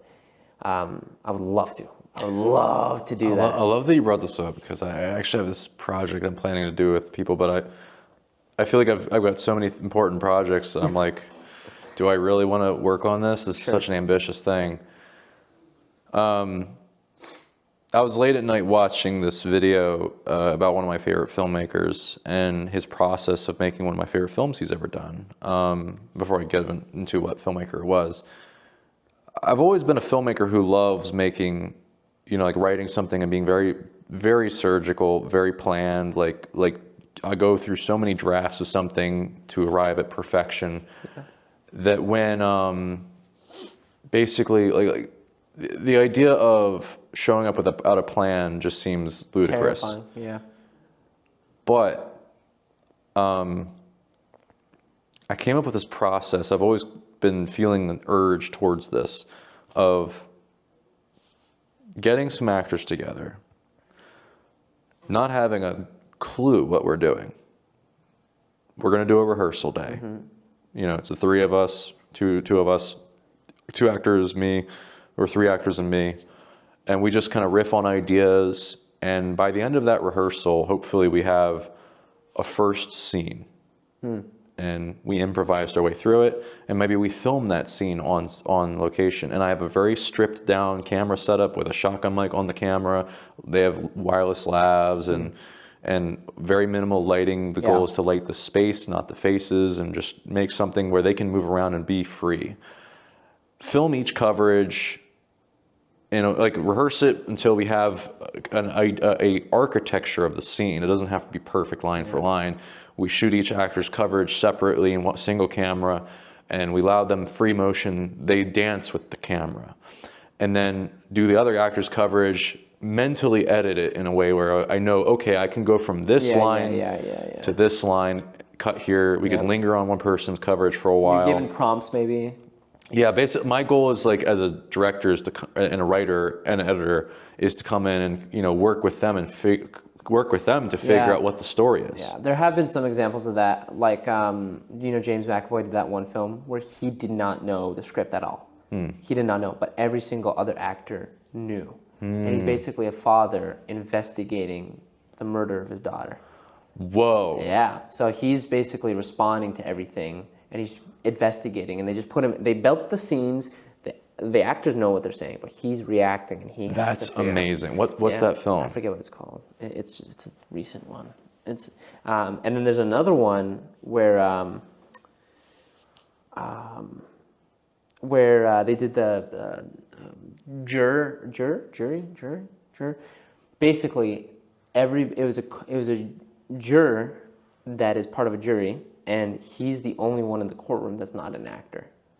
So it's a comedy. But basically, they do all these ridiculous, and he thinks he's in a normal court and hearing a normal case. But they have this whole planned out case. The jury he's sitting with, the security guard's an actor, and they had The hidden cameras? Yes. Oh yeah, hidden cameras. Wait, point your B mic up at your mouth. Hidden cameras. A little back up. There we go. That works. And they actually had one actor who's legitimately famous. I forget his name, but yeah, the James McAvoy improv one. Yeah, if you can find that, let me know. That'd be James awesome. McAvoy. Hey Jamie, pull it up. Improv movie. One day. My Son, 2021 film. Yeah. Screenshot it and send it to me. Yeah. But basically, like we shoot one scene. The goal is just to focus on it scene by scene, which is how I wrote my feature, moment by moment. Interesting. But like from doing that, when you focus on each moment, if you've written enough scripts, if you've planned enough things, if you've delved into enough story structure, I'm at a point where I don't even need to look at it. I kind of have the instinct coming from all the prep I've done before. Yep. That's interesting. The instinct is when it's just so developed, when you're just so familiar with the project, where when people come to you with a question like, should I use this costume piece? Should I do this choice? You're like, no, you just know it off the top of your head because you know if you know the characters as people, and you have an idea of like what kind of message or theme that you're trying to, that you feel like is necessary for the film, I think you can do that. So this improv filmmaking thing, I wouldn't do it if it was like some horror thing. I don't want to do like dark nihilistic stuff anymore. I'm just focused on things that I want to make a film about. It would either be short films or feature or a series, like a streaming series that we construct over years. But it would be like basically, these actors that they're playing real people who are going they're trying to create characters who are like real people. Yeah. Trying to be better people. They're trying to be better versions of themselves. And I think I would call it like... you could put it in a church. Yeah. That'd be interesting. Yeah. Yeah, I mean, if we had like... that's the other thing is like locations. Location, if you get like a cathedral and they have... that's interesting. Yeah. That'd be... Yeah. Do they know the characters that they're playing, or you just figure it out? We would figure out based on where we are, who we have, and the beauty of that is you basically kind of figure out. Sky's the limit. Yeah, and the beauty of it, Wong Kar-wai did that with Chungking Express. He wanted a break film from his bigger projects that he was between bigger projects. Did it for $0. They shot with very little lighting, and just had these like apartments and whatnot. And the film is literally it's a very kinetic, emotional, gripping film, and it's like. The first half is one couple. The second half of the film is another couple. It's like, what's the theme? I don't know, but it's a very memorable movie, and like you're like, you feel good watching it. But you're good. You're good. Ignore me. I'm moving the stands. But it's Windbag was very much like that. It's about feeling, but it's just like it's so. Jordan, our DP, he killed the visuals, but it's not even about the visuals of it. It's just this like, I wanted to make a movie that just felt beautiful, and it was just this person that embodied everybody's desire to experience the beauty, and which is why he's so enamored. And this is actually what I was gonna say about the music shop is that. Somebody actually came up to me, I think it was our audio guy, Levi, he came up to me and he was like, hey, the stuff in the music, stop. And I was like, the music store is the real stuff. And then there's two. There's the real stuff, which is where the world that the writer is living in, and then the world that the writer's creating when he's telling her the story. And he's like, the stuff in the music shop feels fake almost. And I was like, yeah, like that's kind of the point, is that the writer is kind of, we're seeing it from his perspective. And he's actually projecting what we were talking about earlier. He's projecting his own idea onto this girl. And he actually gets shattered a little bit because he's like, oh, it turns out he had the wrong idea for what this should be, and he needs to just live in what it is. But yeah, anyways, all that to say is I like it. I like being able to make movies just be like, this is about being, not purposeless. I think every movie should have a purpose, because when you have a purposelessness, it's adding to this feeling that everybody has this life is meaningless. And I don't think anything should be purposeless. Yeah, I'm done doing films like that where like there needs to be a real visceral emotional reason to do it, the project. I love that you've done quite a few films now. How many have you done? Do you know? I don't know, probably a few dozen, I don't know. That you directed and wrote and shot. But like some of them are like comedy sketches. I know, but like that's cool that you have that, because now you can look back and you're like, whoa, this is where I grew, this is where and also you could be like, oh wow, I should do that again. That was cool. Yeah. Like that's so cool that you have such a wide, like we have that, but we don't, I don't know. We have a bunch of little skits here and there, little stuff, but we shot a lot of commercials, we shot a lot of random stuff. But I would love to have like, we don't have very many scripts, fully written scripts, fully thought out, shot. I wish we had more of that. But also like, I guess as we get older, we're gonna create. Are you more gonna of that do a stuff. feature? Yeah. Have you written anything? No. Yeah, well, here's the thing. The reason I rewrite stuff is I could never write. I haven't written a feature. I could never write a feature in single draft. I always failed. I always fell out of love with it, and I think it's because Yeah, that's happened. the whole like nothing felt solid enough to carry me through, and I realized if I just rewrote things until I was happy with it and then worked my way through, sometimes you might actually start over and do that, but like you kind of are making it even better. Yeah, I've been disillusioned with writing. I'll be just full transparency. Not to Yeah, go interrupt for it. you, but Go- I've no, just been you go into that. Go very into that. disillusioned with writing, and a part of me that's have to do with my doubts with God and this. And I've actually the past month I've really taken a turn with things, and I feel that love for writing slowly starting to come back. That's good. But that part of me is just kind of like, it made me sick to my stomach, because it felt fake. It felt lame. And this is what kills me. Oh, I meant to say this earlier, but this is what kills me the most about filmmaking, is that, number one, I'm not going to be able to put what I'm feeling onto paper, and it won't do justice what I'm feeling, because I feel things really deeply, and I want to put that on paper. And then what kills me even more is that when a film bombs, I'm sad that it bombed. It didn't, all the work was wasted or whatever, but what really will kill me if it bombs is that people won't get to experience the emotion that I feel with the project, the love that I feel for it. And it might be lame, and if it's lame, great, that's fine. But if it's lame because I didn't do a good job capturing or being able to express what I'm feeling, that kills me. So that's one of the reasons why I've been just kind of like with writing, I'm like, man, it's not going to do it justice. That's a bad excuse. That is a bad excuse. I need to write, even when I don't feel like it. That's what I think Stephen King says that. Like, I write when I'm depressed, I write when I'm happy, and I write when I'm mad, and I write when I'm, whatever. If you can find a way that like how you're feeling or what you're going through in life works its way in some way. Windbag came out of that, Yeah. Oosh, I think that you and I seem to draw a lot on our own experiences. Had a lot of ways, like a lot of the experience, like a lot of the interactions he has with this girl is kind of boiled up into all the experiences that I've had with different relationships and different experiences, kind of boiled up into one person. Same with the script I did. Yeah, I know. It's like all the dates I'd been on. I feel bad for people that interact with us, because then they're gonna see a line in the film, and anyways. Is that me? Yeah, it's like I said that, didn't I? Oh, yeah. It's usually not so bad. It's like No, it's usually good stuff. Yeah. It's usually like, oh, that was a cool line. I'm gonna put that in a movie. Oh man, it's.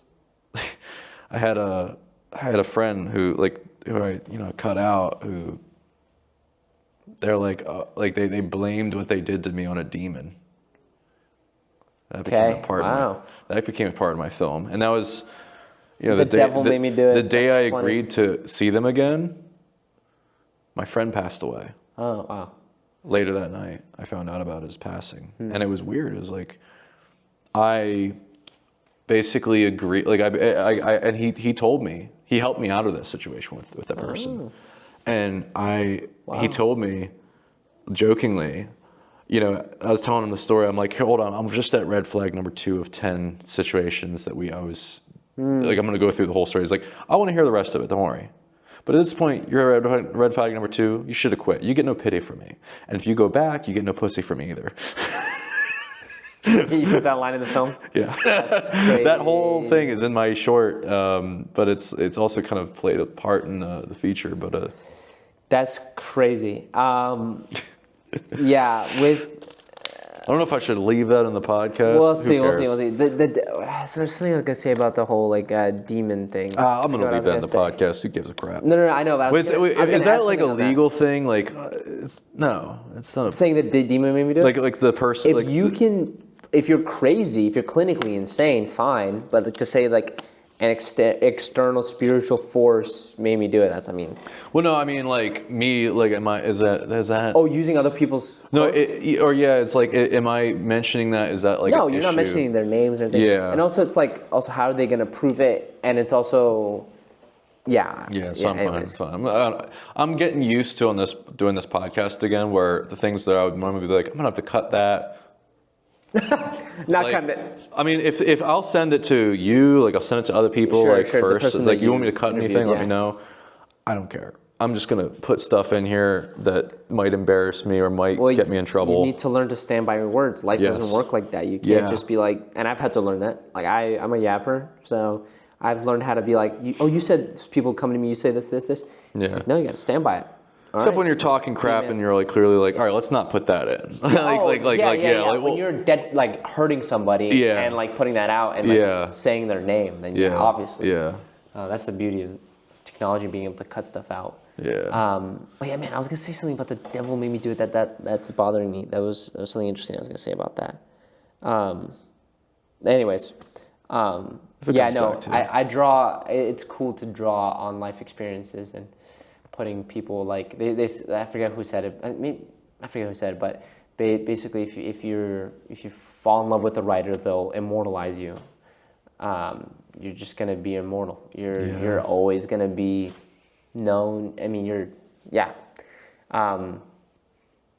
it's crazy, the little pieces of me that go into film and stuff like that. And I want to be careful with how much it's crazy how much you learn about yourself through film. You learn about how selfish you are, or you learn about you learn good things about yourself, you learn the bad things about yourself. And I'm learning the things I truly care about when I write.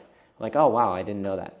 And like I said to you, like, it's cool that you can look back on the content you've made and be like, oh wow, have you done that already? You'd be like, whoa. Yeah. I remember when I used to think like that. Yeah, I'll look back. Like, I mean, I'm re-releasing the podcast I did with my friend who passed.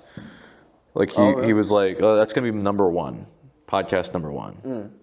And it's like he asked me, like, I asked him to do a podcast with me, and he's like, what's the longest podcast you ever done? A week prior, I did a 6-hour one or a 7-hour one with someone, and I'm like, he's like, we're gonna beat that, and we did. And 8 hours? 6, 7, or 8. I think it was like 7 and a half. You're gonna release the whole 7-hour thing? No, there's stuff we cut out, so it's like a little under 7, but it's like, That's crazy. It's crazy. But it was crazy then.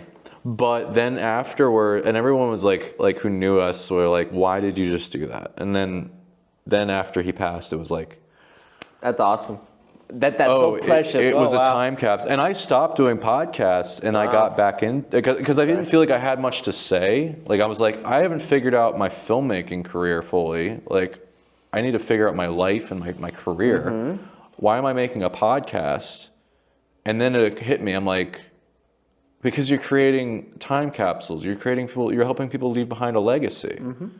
And now that's why I'm getting back into it. And it's, I when I initially started my podcast, I was like, I just wanted to have a camera on us, lav mics, and just do it. Then I got really complicated. I tried to make it like a whole set, and I would have to break it down, set it up each time. It took hours. I would shoot everything B-raw. Like, I'd had over the top. That is over the top. Better than like quality than Joe Rogan, but not having the actual quality of conversations of Joe Rogan. You know what I mean? Yeah. And so I gave up because I was like, why am I even doing these? And it would take a month to get a podcast done. Terrible. But then I'm like, I'm just gonna. I got some cameras. I'm like, all right, I can just set this up and roll and kind of forget about it. And then very minimal setup. I can travel to somebody's place, or we just did a one by the side of some of my friend's fishing spot, and just do like a normal conversation. Yeah. And not really worry about whether it's amazing quality. And as I said, who cares? Point your mics up. There we go. The world of podcasting is not so much about content anymore. It's just about just having fun, making experiences, recording stuff. Yeah, exactly. Yeah. Yeah, and honestly, it's different. I think doing these, it's pretty fun. Oh, it's a ton of fun. Yeah. Yeah, and it's cool to be able to. I mean, if no one else looks back on it, you get to look back on it and just be like, oh my goodness. I talked with that guy. Oh man, I wonder where he is now. Text him. Hey, what are you up to? I was just looking over that podcast. And yeah, who knows? Maybe in 40 years from now, we can do another one and see how things have changed. Who knows what we'll be doing? Who knows what's going on? I don't know. Yeah. I'm very, very aware of the time. Maybe you should call the podcast Time Capsule. That's not a bad idea. Well, I was going to call it Profitable Podcasts. There you go. PP. Profitable Podcast. Yeah, Profitable Podcast. That works too. The Time Capsule Podcast. Time That's actually Capsule. not bad. Well, I think somebody's probably you came taken up with that. You just said that. But the reason why I say Yeah. Time Capsule is because I'm very aware of the passage of time. Like I always think like, oh my gosh, like time's ticking. Time Capsules with Thomas Profit. Time Capsules, Time Profit. That's kind of cool. No, I'd probably keep it Profitable Podcast but I'd keep that in mind, I think. Time Capsules with Thomas. Time Capsules with Thomas. Yeah. Yeah. The reason why I say that is because I'm aware of the passage of time. Yeah. And the thing is, everyone's like, people are like, oh, you don't realize how time flies. And I think my generation is actually aware of how fast time is passing. Because, I don't know, it's just the way everything is right now. And yeah, I'm just like, oh my goodness, that moment's gone. I'm never going to, like right now, I'm not going to get that moment back. Oh gosh, like, what do we do? Just live in the moment. That moment in front of you. That's what I'm learning. Right here. This moment right here.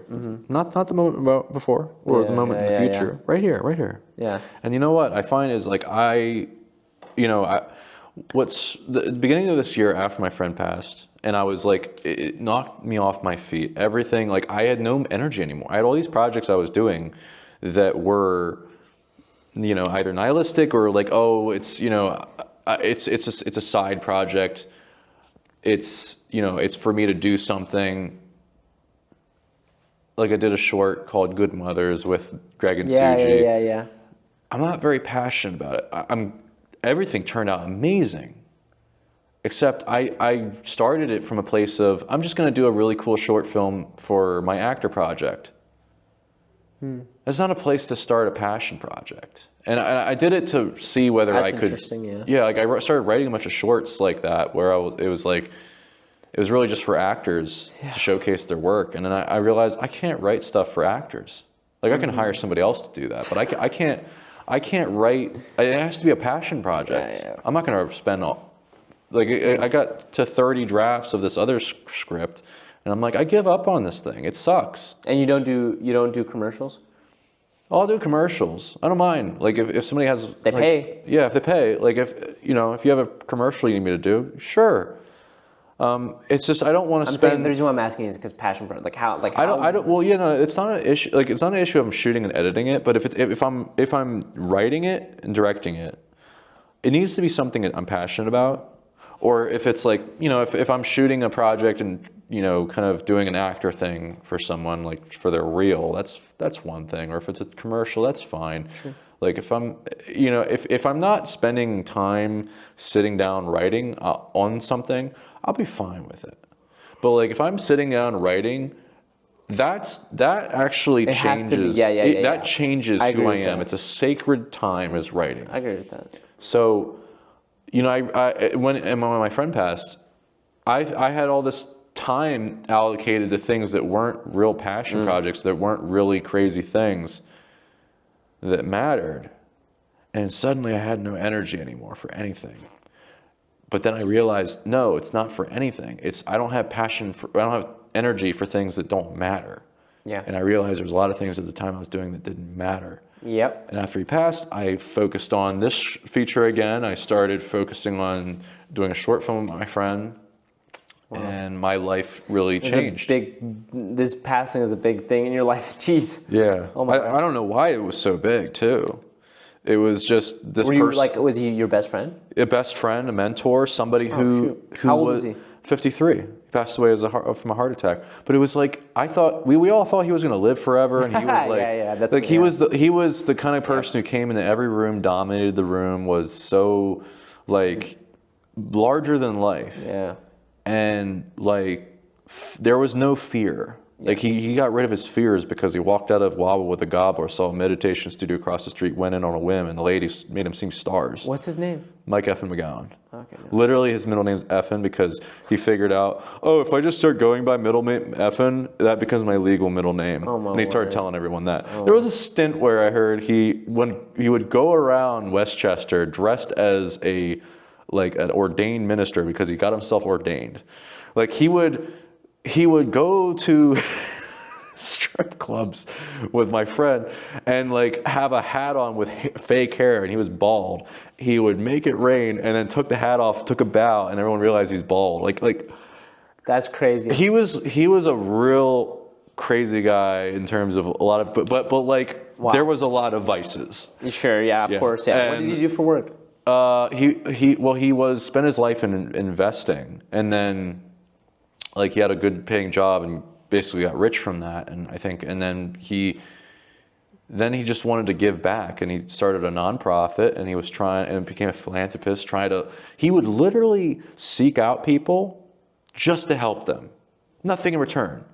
My friend who like I met at his wake, who became part of the film, he hired him to do his podcast. He met this kid. Damien was pretty sure he was trying to gay him up for a bit, because it didn't make sense. But then after a while, it's like, it became He's just a nice guy. He had a laundry list of diagnoses that his family didn't know about. Like he knew he was going to die soon, and he was looking to create a legacy. He wanted to create a legacy in people he helped, like myself. Like he really like I met him because he put 55 grand into a friend's short film. He was the executive producer, and he was like telling me like if you want me to invest in something of yours, I'm like, and I never did. I'm grateful I never did. Yeah, because it just ruins it. It would have ruined things. And I don't think I did anything at that time while he was alive. Worth it. Good for you. I know. I thought about that a lot. It was like, what are you doing with other people's money? Yep. Yeah. I came up with a rule right before he passed too, weeks before. Mm-hmm. I'm not going to ask for money from friends. After what I went through with a friend where I was helping them make a film and I just got trashed, it's terrible. Yeah, it's not worth it. But and then I came to that conclusion, and then I set up lunch with him because I wanted to thank him, and then he passed away. He had to reschedule because he was sick. Like, I got the flu. Wow. You don't want this. Let's reschedule. I never got the flu because I never got to see him again. Yeah. But it was like, and that all becomes part of the script. But yeah, dude, it was. I don't know why it rocked me. It rocked my world, but it nothing but positive things have come from it. Every time we realize that we're not making out of this world alive, it just rocks us. It's so funny how quickly we forget it. I thought he was going to save the world. I thought he was going to do great things, and he did. But it's just he got I think it bothered me because I'm like, oh, that's right. Like somebody like him, who's just like a better person than me all around, who inspires me, it can go like that, and. Yeah. I'm like, you know what? My purpose became like, I need to help him and myself leave behind his legacy and mine. And part of that is like, that's why I dedicated my feature to him. It's because of his lessons that I went from this worst experience of my life to getting out of it. And trying to turn a negative to a positive, which was the thing he would say. Turn negatives. I think it's turn negatives to positives. I think that was something he said. And it was, if I didn't get that lesson from him, I'd just still be making nihilistic stuff. Yeah, right. Turn negatives into positives. Yeah.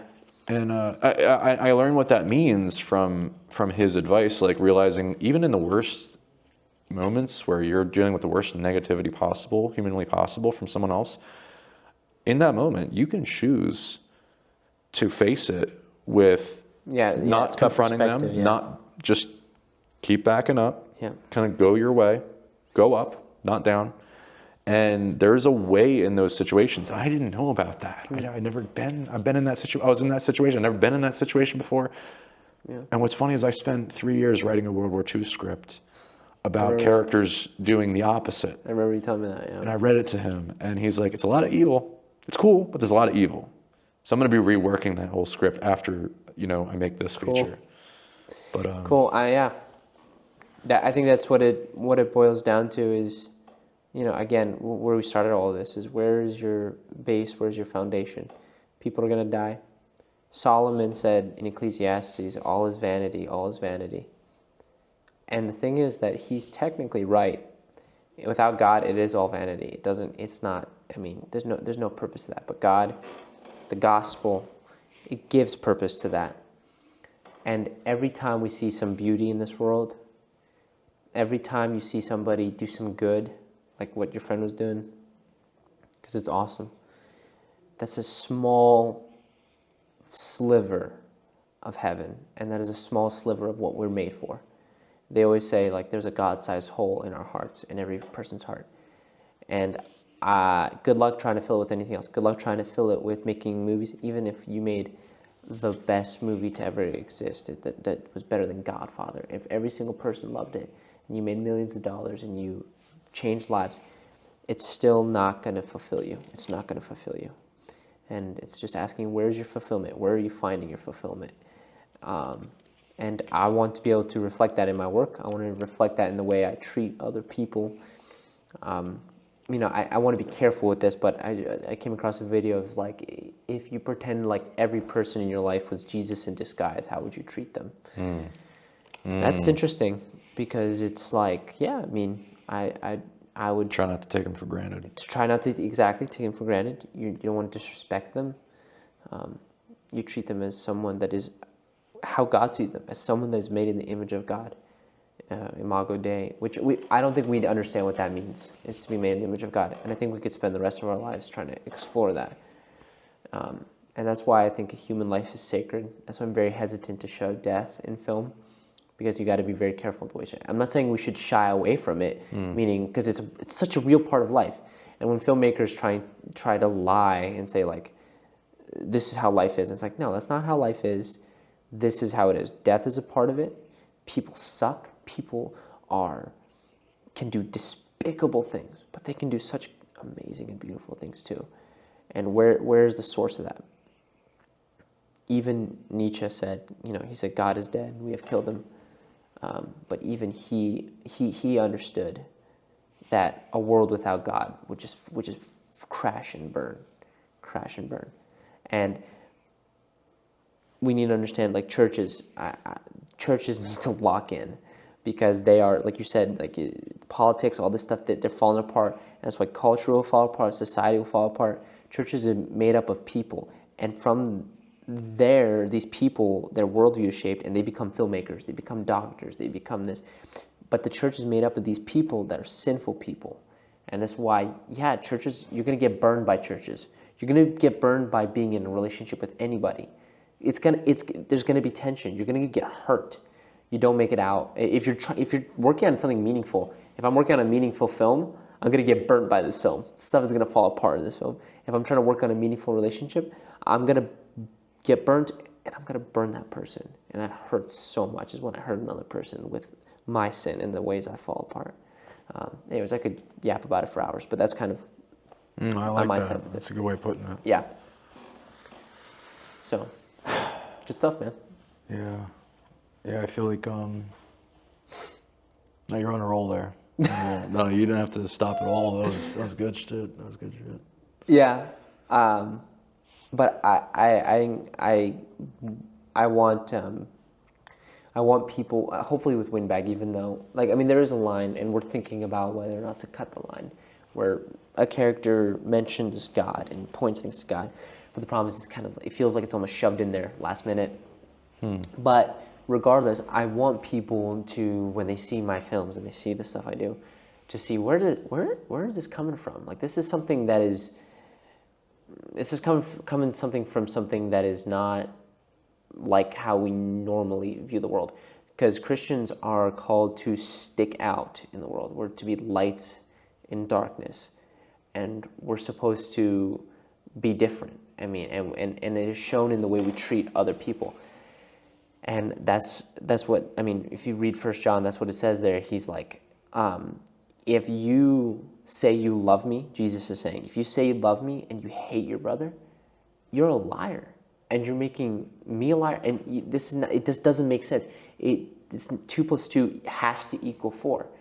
If you love God, you'll love your neighbor, you'll love your brother. And if you love your brother, you will love God. And to truly love somebody, and that's another theme that we observe in Windbag, is what does true love mean? Another thing that I've been learning to understand is don't look for perfection. Don't get caught up on perfection. It's a tendency of me to do that. And when I'm caught up in perfection, I'm not able to let go of things. I'm not willing to live in the uncertainty. And I don't need to be perfect because Jesus is perfect. He did everything. I was in Salt Lake City over the summer, and I was visiting a Mormon, convention center.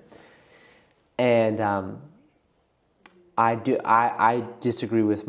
I think that Mormons are not. I disagree theologically. I don't think it's the truth, and I think that many of them, if not all of them, are not saved. But because of that, hearing the way that they talked about it, I was like, my goodness, this sounds kind of like really similar to Christianity. And I was like, man, where's the truth then? They sound like it. It sounds like it. What is truth? Everyone has like little snippets of truth. It's like, is that truth? Is that truth?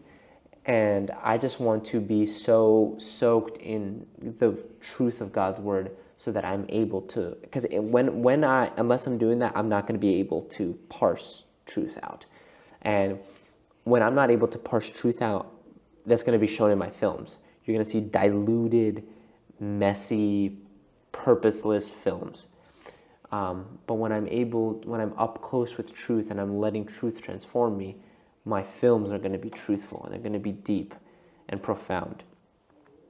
And it's because it's not me speaking, it's God speaking through me. If it's God's will to let me continue doing film. And then I think the last thing I'd say with that is I've learned how to pray over the summer. I'm learning how to pray. I haven't figured it all out. But when the disciples say, teach us how to pray, Jesus, he says, okay, you start by saying, Father, our Father who art in heaven, hallowed be your name. The reason why he starts with that is that he doesn't, so the thing is, God has a sovereign plan for your life. He knows that you were going to make that Mother's movie with Suji Cruz. He knew that your friend was going to die and that would cause you to do this. God had a plan for your life. And so when you're going to God, you're not bringing anything new to him. You're not saying, God, I had this problem. My friends passed away. What do I do? It's not like, oh, I didn't know that. I didn't know your friend, whatever. What you're doing when you're praying is you're acknowledging the sovereignty of God. That's why when Jesus is teaching his disciples how to pray, he's saying, Our Father who art in heaven, hallowed be thy name, thy kingdom come, thy will be done on earth as it is in heaven. You know what I mean? He's just acknowledging who God is and what God does and glorifying him and praising him. And that's kind of changed my perspective, is saying, instead of asking for stuff from God, meaning, God, this is what I think I need for my life. And God saying, I have something so much more amazing for you if you would just get out of the way and trust me. All I want is your faith and your trust. You don't need to do anything. I'll do it for you. Get out of the way. And so when I come to God and I say, God, I'm struggling with this thing right now, but I know you have brought me through this. You have given me so many good things. I don't always feel close to you, Lord, but I know that you are with me and that you are for me. I know that from the promises of your word and from what you've done in my life. And so then you say, God, I just let your will be done in this situation. I want your glory to be shown in this. Help me to react rightly to whatever you do with this situation. And that's what happens when it says in the Bible that whatever you ask, you will receive. If what you are asking for is what God wants, you're going to get it. Because God gets his way every time. He gets his way every single time. The best thing on earth is that God gets his way. The worst thing on earth is that God doesn't get his way. And God is all powerful and he will get his way every time. And when your will is aligned with God's will, you're going to get what you want because you want what God wants. And that is the most amazing thing. And how do you get what God wants? Is when you're aligned with him and you're transformed through the renewing of your mind, through studying of God's word. And that's what I've been really convicted about, is because I'm like, this is just history. This is just, I've been around this. I get it. I've heard it. It's the same old. No. Lock in, even when it's hard. Trust that God is who he says he is, and he's going to, it says every word is profitable in Scripture. Profitable. That's too good. It's a sign. It's a sign, man. Podcast. But anyways, all that to say is I want my will to be transformed to want, if God wants me cleaning toys for the rest of my life, great. I know I'll be happiest doing that because I want what God wants. Anyways. It comes back to that living in the moment thing, which I actually didn't even get to my point of that. I lost. Sorry, bro. No, not you. I lost this, but that is beautiful insight, and I think I'm going to be thinking about that for a while, because you're right. It's when you are praying to basically say to God, I want your will for me. You're accepting the moment that comes your way. And it's crazy, it might be so painful. Yeah. And you know what's funny is, like, this year, I feel like I got out of my way ever since my friend passed, because, I started, there's a book that I came across called The Power of Now by Eckhart Tolle. And he basically experienced what felt like spiritual awakening that a lot of people seek. And it's really, like, I've been listening to the audiobook over and over and over again all year, like a lot. And it's rubbed off on me. A lot of good has come my way. And when bad comes my way, I've been able to face it better than I've ever faced it in life. And I highly recommend it. But it does grapple with a lot of religious things in that book. But it basically, the crux of it is, it teaches you how to go about living in the moment. Yeah. And, I think when you're basically living in the moment, you're basically saying to God, I want your will for me. I'm not going to impose this big plan.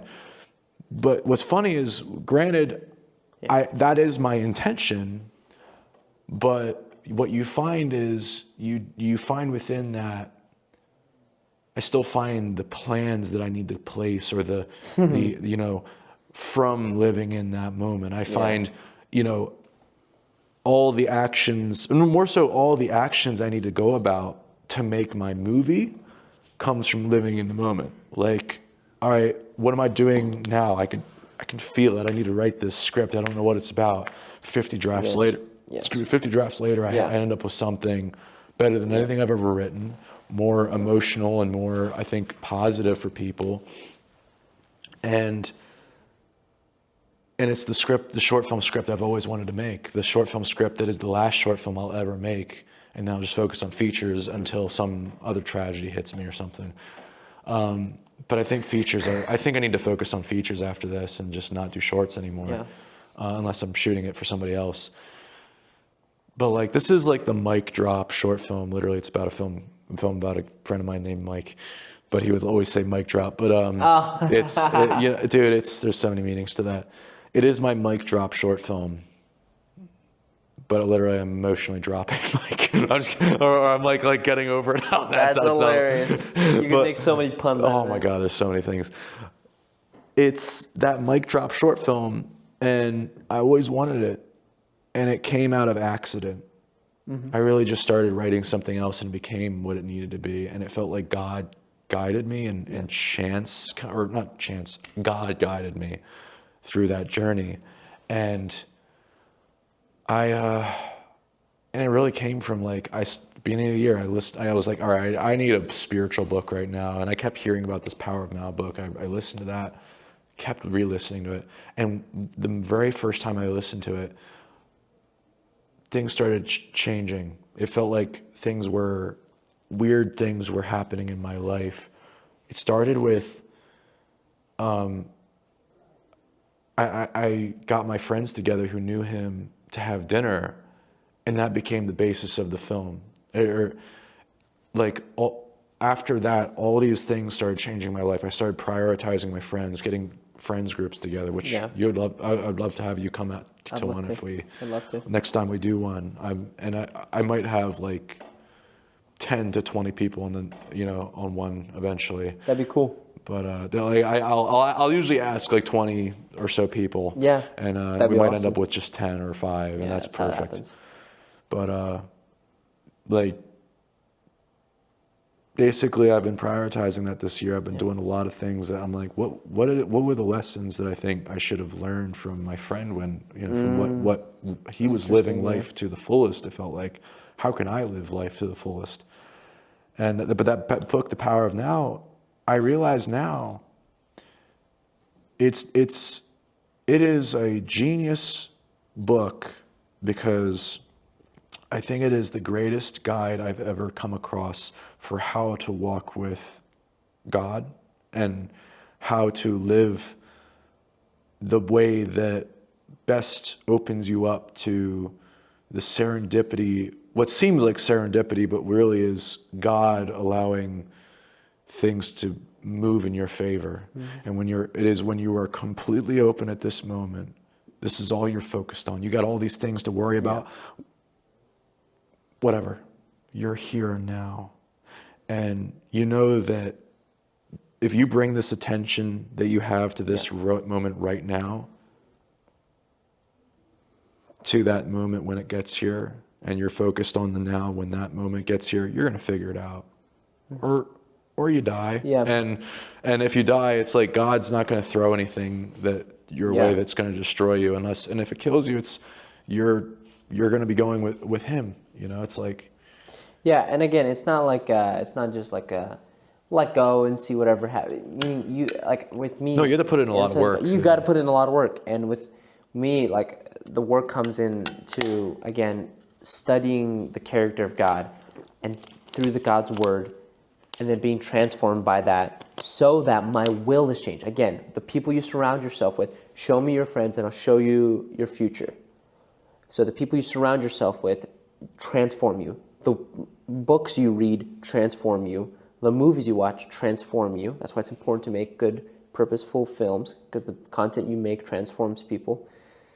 But the stuff that transforms you, so that your will becomes what God wants. So that in the moment, the decision to make those decisions become natural, because it's who you are. And in the moment, you're like, instead of responding, if God wants you to love your neighbor and love your brother and not respond on set in lashing out, it's like before that moment of lashing out, it's very easy to be like, okay, I'm not going to lash out. It's wrong to lash out. But then when you get in the moment, it's really hard to remember that. But the person that is transformed by God's word, that becomes such a natural response for them. They don't have to think about it. It's who they are. I have a couple relationships in my life that right now I'm trying to figure out, and there's different complications and stuff like that. And I want to have a plan. I want to have everything figured out. And it's like, no, all right. Let God do what he does best. Right now, you don't need to think about the future. You don't need to think about what you're telling me right now in the moment. You don't need to think about regretting it. This is where you're at right now. Give it to God. And he'll give you wisdom. And live in the moment and let it take you. And that's part of the beauty of human experience. Yeah. Funny, you mentioned like you can't show death or prayer in film, or Can't show you sex or prayer. sex or prayer, and you also mentioned you're weary of putting death in film. I want to be careful, intentionally. Yeah. Yeah. How do you? Can you elaborate on that? Also, let Mike fix real quick. Sorry. Yep. It's probably fine, but I'm like, oh, No worries. I don't want to. I don't want to get point up. Sorry. Yeah, you're probably good. There we go. All right, cool. I don't want to be desensitized to film, and I don't want to, or to death, and I don't want to desensitize others. I don't want to be a part of that. So I remember, I forget who it was, I think it was Mel Gibson was talking about this, but basically when Captain America throws his shield and he knocks somebody out, what happened in that situation is the guy's chest got caved in. And they don't show that. And we're just like, oh, okay, Yeah. like, oh, okay, whatever, it's what happened. And it's like, no, like, and I'm okay with that. I love Marvel. I love watching it. It's not a knock on Marvel. But I want to be careful with how much we're showing death, because I want people to understand this is a result of the fall. This is not how things were supposed to be originally. This is a terrible thing. Mm-hmm. It's beautiful in the sense that, okay, I get to, those who have the faith in Christ get to now be in eternity with Christ and in bliss in heaven. It's a beautiful way in that, and it's freedom from this sinful world and from the decaying bodies that we have. It's beautiful in that way, but death is a result of sin, and it's bad. It's bad, bad thing. And I want to be careful. I don't want to show it as I don't know, just sitting there watching death just for pure entertainment. I'm very hesitant. Some of my best movies are action movies, so I have to fight against that in my own self. It comes from a place of nihilism or just apathy, and that's not necessarily a good thing.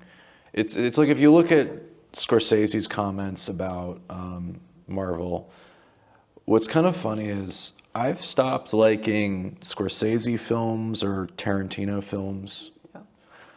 Just because, like, I realized, all right, you know, a lot, if you look at like Tarantino films, he's just trying to get himself off. You know, he's just making movies for that. He's not actually making any moral statement that's actually, or making a film with what I'd call spiritual integrity. Yeah.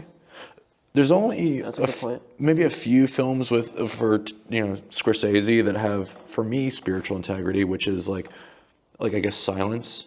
You know, I guess. Yeah, he did one with Andrew Garfield. Yeah, that was it. That was it. Silence, yeah. Like, and by spiritual integrity or spiritual, like, I guess not spiritual integrity, but spiritual. Yeah, I guess spiritual integrity I guess that's an okay phrasing. I'm not sure if that's what I originally had, but where you spiritually put in the work to be a better person yourself. Yeah. Like the feature I wrote, I feel like that's the first feature or first film I'd ever written, or one of the first, that actually has that, where it has heart. And heart moving in the right direction in life. And that's not easy. I made a lot of films that didn't have heart and didn't move in the positive direction. And I feel like right now, people need that more than ever. Yeah. And, if you see Captain America getting caving somebody's chest in with his shield and just not caring, that's not good. No, it's not. Yeah. Or watching movies that glorify gangsters. Yeah. Oh, right. Which is that's what I'm saying. Is like, what's the purpose of death? Is it to punish evil, or is it to like just glorify it? But yeah, sorry. If you think about it, like cinema's biggest proponents are people who make films about narcissists and glorify them. Mm-hmm. And you're complaining that films that do the same thing but with less flair or less flavor or less, artistry, or maybe not less artistry, but like they're not as nuanced and sophisticated, you're still complaining. You're complaining that, and I put myself in that category. I've complained. Oh, these comic book movies are taking over. Yeah, that's not a good thing. It's a problem, actually. But so is the problem of we've been making Yeah. so many. What's the alternative? Like, what if we given a made- good alternative? Yeah. Look at It's a Wonderful Life. That's a beautiful Banger. movie. That's a Banger. beautiful movie. You're We a need more movies like narcissist that. if you hate that movie. Yeah. Are you kidding me, bro? Dude. I have friends that hate that movie. I'm like, yeah. Anyways, sorry. Go ahead. I can rant about that. Yeah, it's a great movie. such a Mr. Smith Goes to Washington. Any Jimmy Stewart. Dude, movies Yeah. like that. I want to see more movies like that. Yeah. That's where I'm at in life, and I don't want to move from that place ever again. And you know what? Here's my thinking is, here's how you fix the film industry. First, I need to be successful enough from like a film I make to like somehow make a boatload of money. All right, Sure. I make boatload of money from a film or something, some business venture. Then find filmmakers like yourself, give them like, here's $100K to make a feature. You got to pitch a project to me that has heart, that I believe in, and then go do your film. I don't want to be in the kitchen way, when you yeah. cook the meal. You know, go do your thing. And you have a contract in place. I trust you. Yeah. You know, 100K is like that's do that with a bunch of filmmakers, and they basically come up with something that's personal to them, but it has to have heart. Yeah. I'm at a point where I'm like, that's a rule for me. It's like, if you want to make a film at my company, you need to do something that profits the soul of people, not just your wallet. Okay, you got to make something. Oh, I like this. You got to make something that is valuable to people's souls. Yeah. And if we don't do that with cinema, cinema should die. Yeah. Cinema, I don't care about cinema Yeah, unless yeah, you're yeah. actually doing something that helps people's soul. Yeah. And that's coming from a person who, most of the films I've ever done didn't do anything good for someone's soul. You should be. It's okay, because if those films led you to the mindset that you have now, It's worth it's it. worth it. It's fine. Yeah. And also, you learned how to make movies in the process. Yeah. You learned the technical side of it. You got some practice in. You learned how to use a camera, and you learned how to use lights, and you learned how to make a project and bring people together. Yeah, that's a good point. Yeah. I don't regret all the things I've done, because looking at the last week, we changed, like, it really felt life-changing, and I'm still in disbelief of this. Like, I say that, like, it's not me saying that. That's me echoing what I've heard from a bunch of people. Like, it felt magical. It felt like I've never been on a set. This is why I do movies, and that warms my heart to hear. Yeah. I've never, it makes me emotional to like think like Yeah. That's so that cool. a film I put together had that impact on people, and I'm like, Yeah. and it came from, I made a film that was turning a real negative into a positive, and that when the art you make, life imitates the art you make, not the other way around necessarily. It kind of does, but they go hand in hand. Our life and art walk hand in hand, and yeah, that experience, and throughout that shoot, there were so many moments where I'm like, we had just the right amount of equipment for everything. We had just the right amount of everything just turned out just right. Yeah. If I hadn't done this, if I hadn't shot a lot if I didn't have a phase I went through where I shot a lot of things on wide lenses. Yeah. I had a phase where I shot everything on wide lenses. And I figured out how to light with the wide lenses where you can see everything and you can't put like rigging in the shot. Most DPs and gaffers will actually shoot things in a way where they plan on but I'll do that normal focal length, but I know how to light the space. And but I did do a lot of wide angles on this film for all the masters. And so it was masters plus like the close-up framing. Like there was a lot of lessons that I realized I was drawing on, and a lot of equipment that over the years I'm like, why the heck did I buy this? I needed all of it. All of the lessons, all of the equipment, everything that I had, invested in terms of time, experience, equipment. Those stupid movies. It worked for my little stupid movie, but it was great. That's awesome. No, it's exactly right. So again, it's perspective shift, and that's what I'm relying on as I look back on films that I'm like, why did I do that? It's like, no, this is leading you to the spot now and stumbling towards something.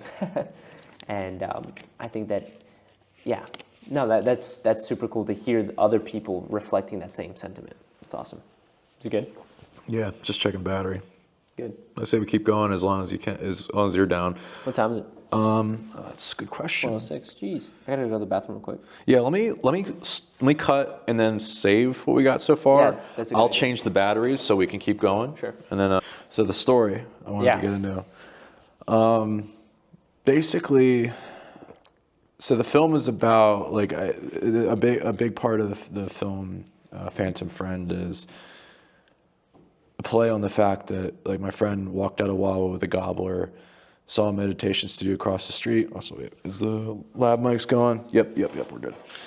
It's he walked out of a Wawa with a gobbler, saw a meditation studio across the street, and that experience in the meditation studio opened something, and it hurt, and he felt like he saw stars, and but it took away all of his fears in life. Okay. And then he focused on like really getting out there and being, an awesome person to people, helping people. Sure. And it was so strange. And so I had a gobbler for the first time tonight, and I felt like I had a spiritual awakening. It was the most delicious thing I've ever had. Oh, just because it was good? It was just good. Nah, but no, it was weird. What is it, like an alcoholic drink, or what is it? No, it's a sandwich. It's a sandwich. A gobbler? So yeah, like we made a sandwich, like a situation sandwich is like a part of the film. It's a theme in the film, or like it's whatever. It's at Wawa? Yeah. And it's I'm gonna try it out now. only available during Thanksgiving season, so you better go quick. Wow. And it's This is sponsored. delicious. It's so well. I tried. gobbler, I like a turkey. I Oh. reached out to. They have stuffing in it, cranberry stuff. Is it good? It's freaking delicious. I'm gonna go get another one before I hit home. It's so good. Yeah, It's check so this good. out. Gobbler. Dude, I was like, it was funny, but today felt really strange. I had my first podcast. I exported the podcast with my friend. Yeah. For the first time, like for the first podcast, I'm gonna start uploading it now. Yeah. And then I had a first podcast with his podcast kid, and the last podcast he did was with Mike. Huh. In the morning, I got a phone call from my mentor, who I want to do a podcast with, like who's very like Catholic and has very like strong views on things, but he's full of wisdom, and I always walk away from those meetings like, okay, he just set me on the right path. I didn't want to hear that, but like I needed to know this. He called me, and then I'm like, oh, I'm a minute from you, visiting my friend. Oh, wow. You want me to come? He's like, yeah, drop by. And so we hung out for like an hour, and I left, and I was like, I thought I did the math wrong. I thought I had to like leave there. I was running late, and I'm like, oh wait, I called you. I was like, oh wait, I'm actually.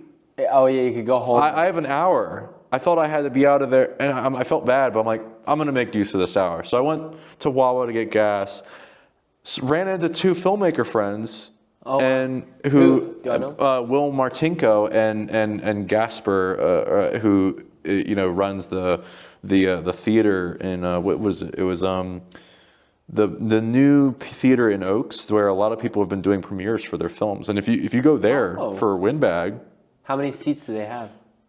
A good amount, like a few, like over. I forget. I don't know. A lot. It's enough that you. You can get a good deal there if you want to put your film there. Is it? Yeah, I think I know what you're talking about. Is it with a bar? No, I don't think so. No.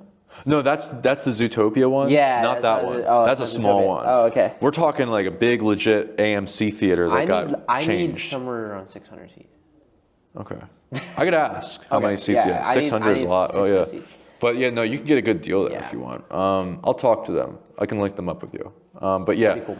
I mean, depending on the venue. I saw them at Wawa when I was getting a gobbler for the first time. I just feel like a lot of weird things happen. That's today. cool. That's cool. And now we're doing this, and this has been a transformative conversation, I think, for me. It has been a transformative conversation. Yeah, and doing it in a church, and yeah, I think that, I don't know. I also had some interesting stuff happen with just conversations with my girlfriend and just working stuff out, and conversations with my family and the wisdom. There's a reason why the Bible talks so much about listen to your parents' instruction, because they've been through some stuff. And you know, as you get older, you kind of forge your own path, and they don't control your life in the way that they used to. But there's a reason why it makes such an emphasis on respecting and listening to your parents. And I've been very blessed to have parents. And that's why I was just asking you about you. I was just wondering if you had that sort of support system. Because with my parents were very, like they always, the thing they cared about the most is work ethic, but also, again, immigrant parents, a Russian dad, a little rough around the edges. Things are a lot better now. But I remember my friend told me, Levi actually told me, he said, you know, and I was just expressing to him some difficulties that I was having. And he said, you know, the one thing your dad wants from you is for you to love people. That's all he cares about. He doesn't want you to be like a millionaire. He doesn't want you to be an amazing filmmaker, whatever. He wants you to not be selfish and not to only think about yourself, and to love people and to love God first and then love people.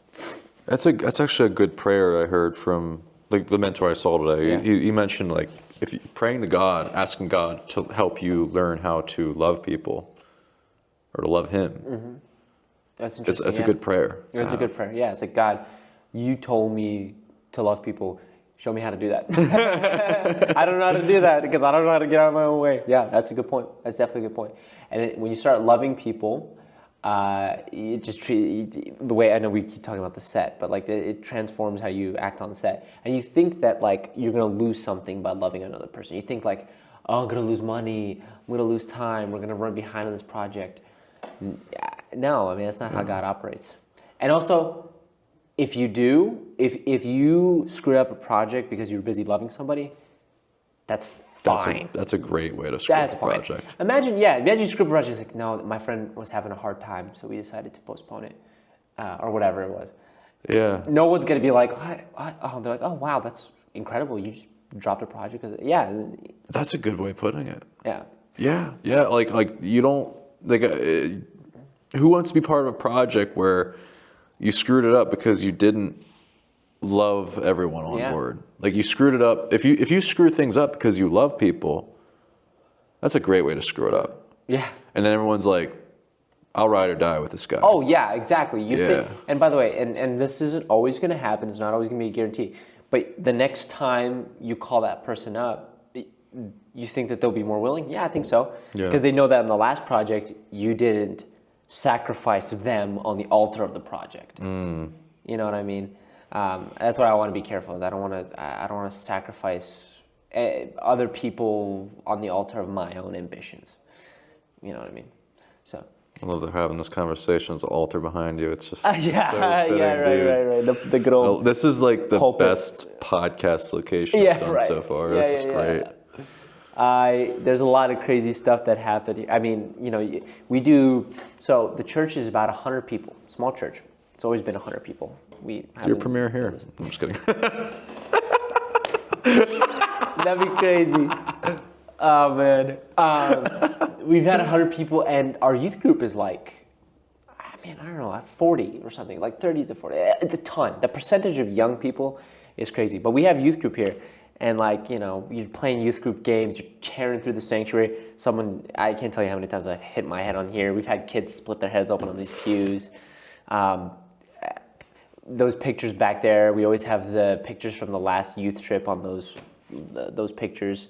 I've spent here, I've had, my parents would always stay a lot longer, till like 2 a.m., 3 a.m., 4 a.m., talking to the pastor, just talking about stuff, working through things. And I would hang out with the pastor's son, and we would just play around. And we made a ring out of those green chairs. We had a boxing match, and he hits me with an uppercut. My head flies back, and it cracks open, and it cracked open my head on the chair leg on one of those chairs, and I was wearing a white button-up, and my friend thought he killed me, and he's bringing me to my parents and his dad, and there's blood all over my white shirt and everything, and my dad washed my head out in that sink, and I was like, I don't know, 7 or something. Anyways. Lots and lots of memories in this church. Lots of memories in this building. It's just the building. It feels special. You know, like being here, it reminds me of my church. Yeah. Like in a way of like, I feel like you feel the presence of a place or a person. You feel the energy of it. And, you know, I think there's like a truth to that where you can feel the energy of something. And that's why like I've debated whether to like talk to the person, like not the psychic, The not medium. necessarily, not necessarily about like, I actually don't want them to summon anything. I don't want them to do anything. But That's a good point. it would be interesting. I feel like it'd be interesting to talk to them. Yeah. And, you know, learn about them and learn about what, you know, because right now I'm blind to, but it was just such a shocking moment in this, in the film, the project, making it, where I hear this and I'm like, Yeah. like my initial reaction was like, I just heard an exorcist interview talk about an interview with an exorcist talk about how that's demons, like saying that, you know, if someone's dead, if they're in heaven, they're not coming back. They're up there, you know, they're in a better place. They don't want to be here. Sure. If they're in hell, they can't get out. The only people messing with you here are demons or angels, I guess. And it's like, you know, they know infinitely more. The angels talk to you through your conscience, and they communicate with you through that. And the demons, they mess with you through, like, there's like an open road. Like, so the road to hell is wide open and the gate is huge. Yeah. And the road is huge and the gate is wide open. Yeah. But like for heaven, it's like it's a small, narrow way, and you got to follow wisdom to get there. Yeah. That's how it works. Yeah. I have a professor who was telling us a story. You know, he you know, on a mission trip. So people say, like, why don't we have, you know, the demon possession, like the very obvious demon possession in America, like here, that you know, like that was in the Bible. In the Bible, you saw like everywhere, like just very explicit. Everyone's like, oh yeah, that guy's demon possessed. Like, it's just so obvious. And my one professor had this theory, and I can get behind it, where he says that basically the reason why is there is demon possession, but it just happens through our phones, and it happens through our things. The effect that technology and the culture that we live in, it's the same thing as demon possession. Now, if you go overseas, and this is where I'm talking about my other professor, to Africa, they don't have that. It's shown in a different way. Demon possession is shown in a different way. So my professor goes over there, and he's talking with somebody, and he's talking directly to the demon. He basically, I don't want to mess up the details, but he basically asked to speak to the demon, and the demon speaking to him through this person. And he said that it was one of the worst experiences of his life, talking to this thing, because this demon just made him feel debased and disgusting and evil. And my professor said he vowed from that day on to never ever speak to a demon. I don't need to. God is more powerful. God is stronger. I don't need to speak to them. Yeah. And so he just swore to never speak that. And I'm like, I gotta like heed this advice. I've been getting advice all day to not go talk to somebody who might open me up to this, and I'm just like, I mean, if she's summoning it, then I'd be careful. But I mean, if you're curious to hear her, the thing is, like, I'm curious. I'm so curious. Sure. And plus, it's a mom of a friend. Yeah. Who's now a friend who I work with. I'm like, should I do it? Like, am I opening a can of worms? like am I? And what's so funny is, like, should I go to that church that I wanted to go to, that my friend who had a demon in her, like that and the day I saw her again caused my friend to, like, my friend died the same day. Like, is this going to unleash, either of these things going to unleash some negative energy on let me look this up. somebody I love? You know what I mean? Yeah, I'm listening here. Let me see if I can find this. You're fine. Yeah, what are you looking for? There's this specific verse that's talking about what you're talking about, and I think it has because honestly, I don't really know. So I'm grappling with this the exact on camera. answer. That's fine. It's kind of cool. It's interesting. It's like, this is the life choices that I'm trying to make, and you know, I don't mind grappling with it on camera because honestly, it makes its way into my films. Yeah, right. You know, like I like I like doing podcasts now where I'm like, you know what? I'm not looking to filter myself. Screw it. Sure. Good. Whatever. Cool. You I mean, know? if you, As long as I'm not like, if I know that I said something, if I remember it, I'm like, oh wait, I can't talk about that. I don't do that. I just don't. Like I feel like there's things like I used to cut things all the time for my podcasts, and I'd be like, oh, I have to like leave a note. You know, I can't. I have to re-listen to everything to make sure everything's fine. Screw that. Sure. So I found the verse. What's 1 the John verse? 4:1 says, "Test the spirits, beloved. Do not believe every spirit, but test the spirits to see whether they are from God.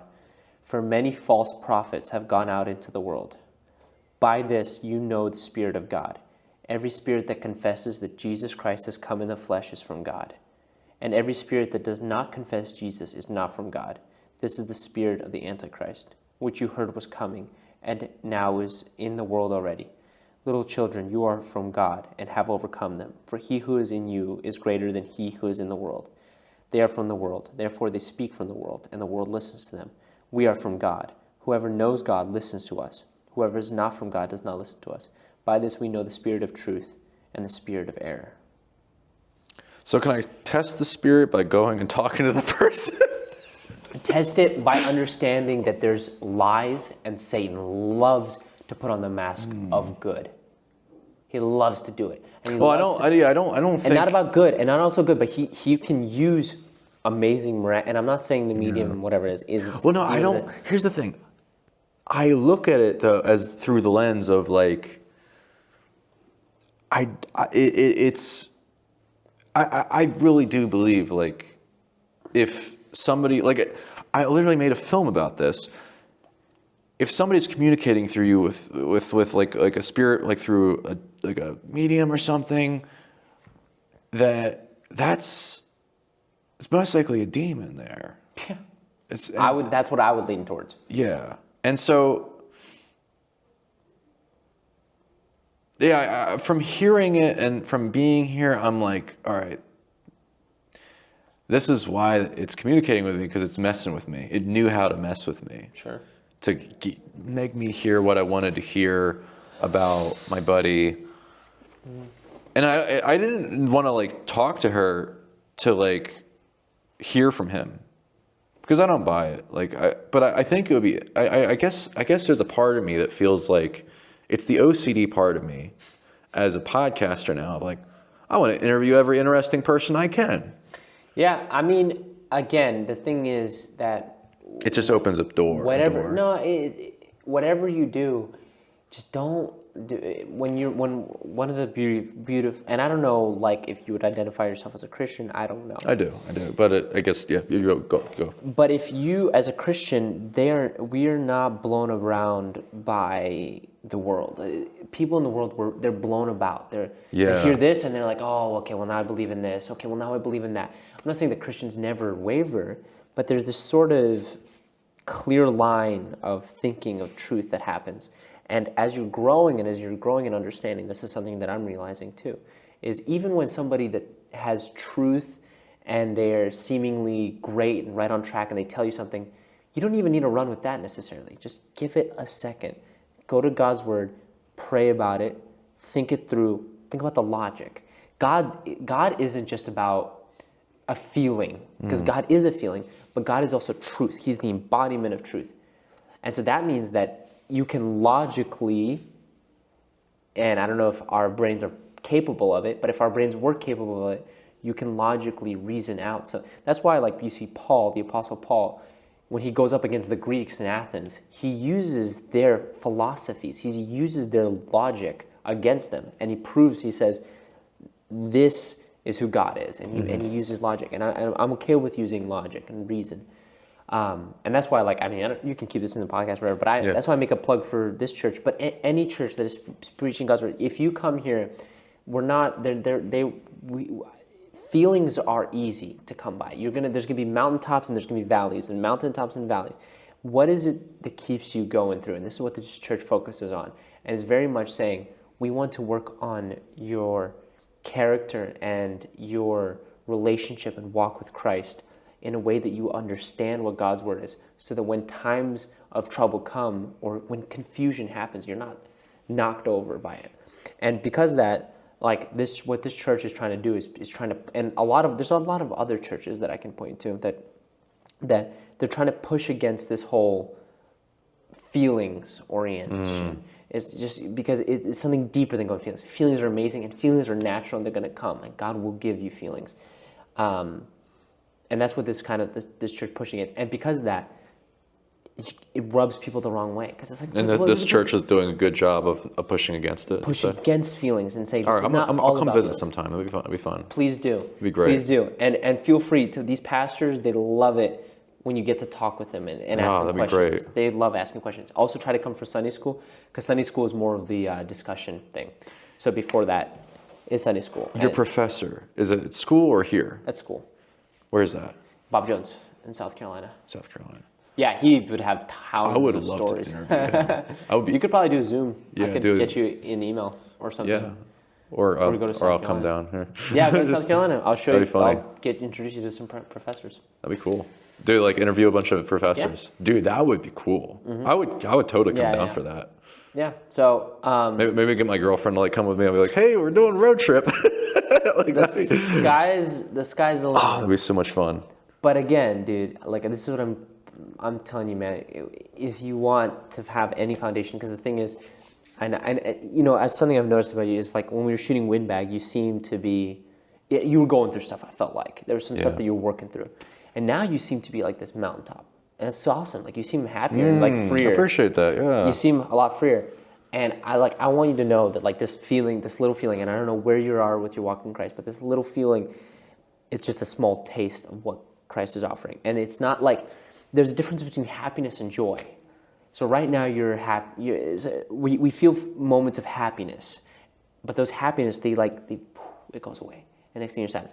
But joy is something that even when stuff sucks, even when our friends die, there's a certain peace, and our world doesn't fall apart. And it's not even friends. It could be anything. It could be anything. Your whole entire car out there blows up, and all your equipment's gone, and you lose your ability to walk. You can't even hold the camera. You can't even set up lights I'm anymore. just more worried I can't go get another gobbler. Yeah, you can't. Yeah, you're not able to drive yourself to get a gobbler next Thanksgiving. Sucks. Man, I wonder how long that could be running that. Dude, I'm going to get another tonight. That sounds awesome. If I can find one. But anyways, I can't make, and this church is made up of sinful people that say stupid stuff, that say wrong stuff, and they're gonna say stuff that's gonna rub you the wrong way, and they're gonna rub me the wrong way, and they get stuff wrong. But it's working towards it, and there's other churches, and I'm really passionate because this is where the battlefield is. The church is an embassy. It's an embassy for the kingdom of God. So if there's the kingdom of heaven, the church is an outpost. And you come to the church and you're, sorry, I got distracted. I can hear them over there. Probably, anyways, all that to say, yeah. I guess one of my last things would be, if you were to title this, title your podcast, what would it be? That's a really good ending. That's a good question. That's a really good question to end on. I just thought about that when I was in the bathroom. That's a really good ending. I always have my best wisdom in the bathroom. Or in the shower. It's funny. It's like if I'm on a date or something and I'm like I'm like, I didn't make a move, whatever. Like it's like I go to the bathroom. Reset. I like it's a reset point. Or if I'm like on a shoot, like I didn't do this right, I go to the bathroom. That's when I need to go do that. That's awesome. It's so. How are you? Do showers help you? What showers? Because for some people it's like an idea place, and other people it's a turn off. Like I just turn off my brain, veg. It's not the most important place where I have wisdom. It's like for some reason like this year, like the bathroom has been like a reset moment. I don't know why. Like I have a bathroom break where I'm like, okay, we're doing something. All right. I wonder if girls relate to this. I think this is just a guy thing. Well, they'll find out. But I don't know. It's either like the bathroom. But like my real points of like where my wisdom comes from is like not the bathroom. It comes from meditation. Like I'll do a meditation day and then or several, and that's where I come back to my center. And and that's where like I can fix my writing like that. And I think that's also, that ties into like you mentioned not being able to rewrite stuff.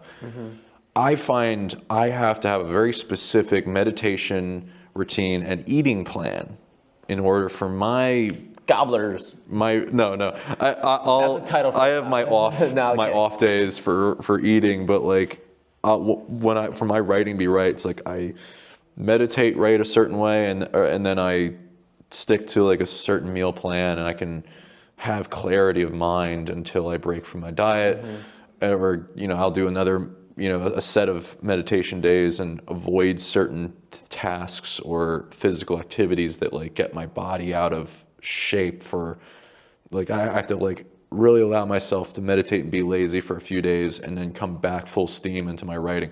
What's weird about that feature is doing it non-linearly. It was the fastest writing I'd ever done, the most challenging writing I'd ever done. Yeah, I gotta doing the non-linear read writing. this now. I'm excited. And what I noticed was it was so challenging that like near the end, like I would burn out after a few days of writing, and it'd take like a week of like meditating a certain way, like or 2 weeks just to get back. But then I'd do like a bunch of pages. Like I'd polish so many pages, and by that I mean like so many drafts on it. But it was probably the most productive and meaningful writing I'd ever done.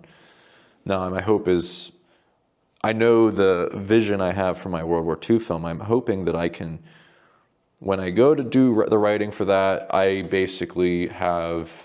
don't feel limited and stifled by the vision or what I've written before. I want to go into that and have it be as fresh and in the moment and real and authentic to the characters as this one is. Yeah. But this one grew out of where I was in life. The World War II one grows out of, what I had come up with before, but I want to make sure that I center and anchor a lot of that in things that I find real and believable. I'll have to figure out how to do that. That'll be interesting. But I think it'll work. But That's awesome. Yeah, if I was to title the podcast, it's maybe something with uncertainty, maybe like living in the uncertainty. I think that's been kind of a theme for us, living in the moment. it's my girlfriend. She already stole that. Oh, really? Well, I'll keep that in mind. Living in the uncertainty. That's funny, actually. Yeah, just something about How to pray. How to pray. Like it's, or what was it? You mentioned it was Faith in films. Something like kind of connection of faith in worldview. filmmaking. Yeah. Faith in filmmaking. That's a good one. That's a pretty good one, actually. Yeah, something about Filmmaking with faith. Filmmaking with faith. Yeah, the FF. That's good. Filmmaking with faith. Something like that. Faith in filmmaking. Faith in filmmaking. I'll figure out. I'll send Something it to like you. that. Yeah. That's cool. That's a good. I think that's my question. I'll ask people. What do you want to title this one? And then it'll be like the title, like the number of the episode, the title, and your name. I think that works. That works. Well, Ivanka. Yeah. I got your name right, finally, after 3 hours. This is a good one. It's a good one. It's funny. Fun. Me and Damon did one earlier by his fishing spot, which is a terrible idea because it's so cold and we're sitting on rocks. We only made it like 90 minutes, and then it got dark, and then it's like we didn't really feel like he was like I feel like we need to do another, like that wasn't like we could do better, and I'm like, I'm still gonna release it, I think. But I now like doing this one, I'm like, this is what podcasts feel like, is where you really dive into it. This one felt like we really hit to the juice of things, and I felt great. This was a lot of fun, and I always enjoy it. I'm always down for late night talks. I think some of the best ideas flow out of it. Some of the stupidest things I've said are during late night talks, but what's weird is a lot of the ideas that are in my feature, they came from podcasts I did with people, and it's a lot of it were like ideas or conclusions I came to. So I'm like, I feel like I've had a tug back into doing these, and I'm gonna be releasing my main channel now. Which what I'm worried about is like, am I gonna be like bombarding my subscribers or like the algorithm with things that didn't get as much clicks before as my films? So like, am I going to be training the algorithm not to send my stuff to people? I don't care. I really don't care. Who cares? Yeah. I'm putting them out there. Yeah. It's going to work. It's going to be great. It's gonna be great. Who knows? I mean, you live once, man. Yeah. Let's do it. Let's Let's do do it. All right. Well, all good. Ivanka Karpinski. Karpitskiy. Yeah, man. Appreciate got you it. doing this with me. I'll send you the spelling. Perfect. I like that. We started with the name and then we ended with the name. Yeah, come full circle. That's a good ending. Rock on. Thanks for watching. Later. Later.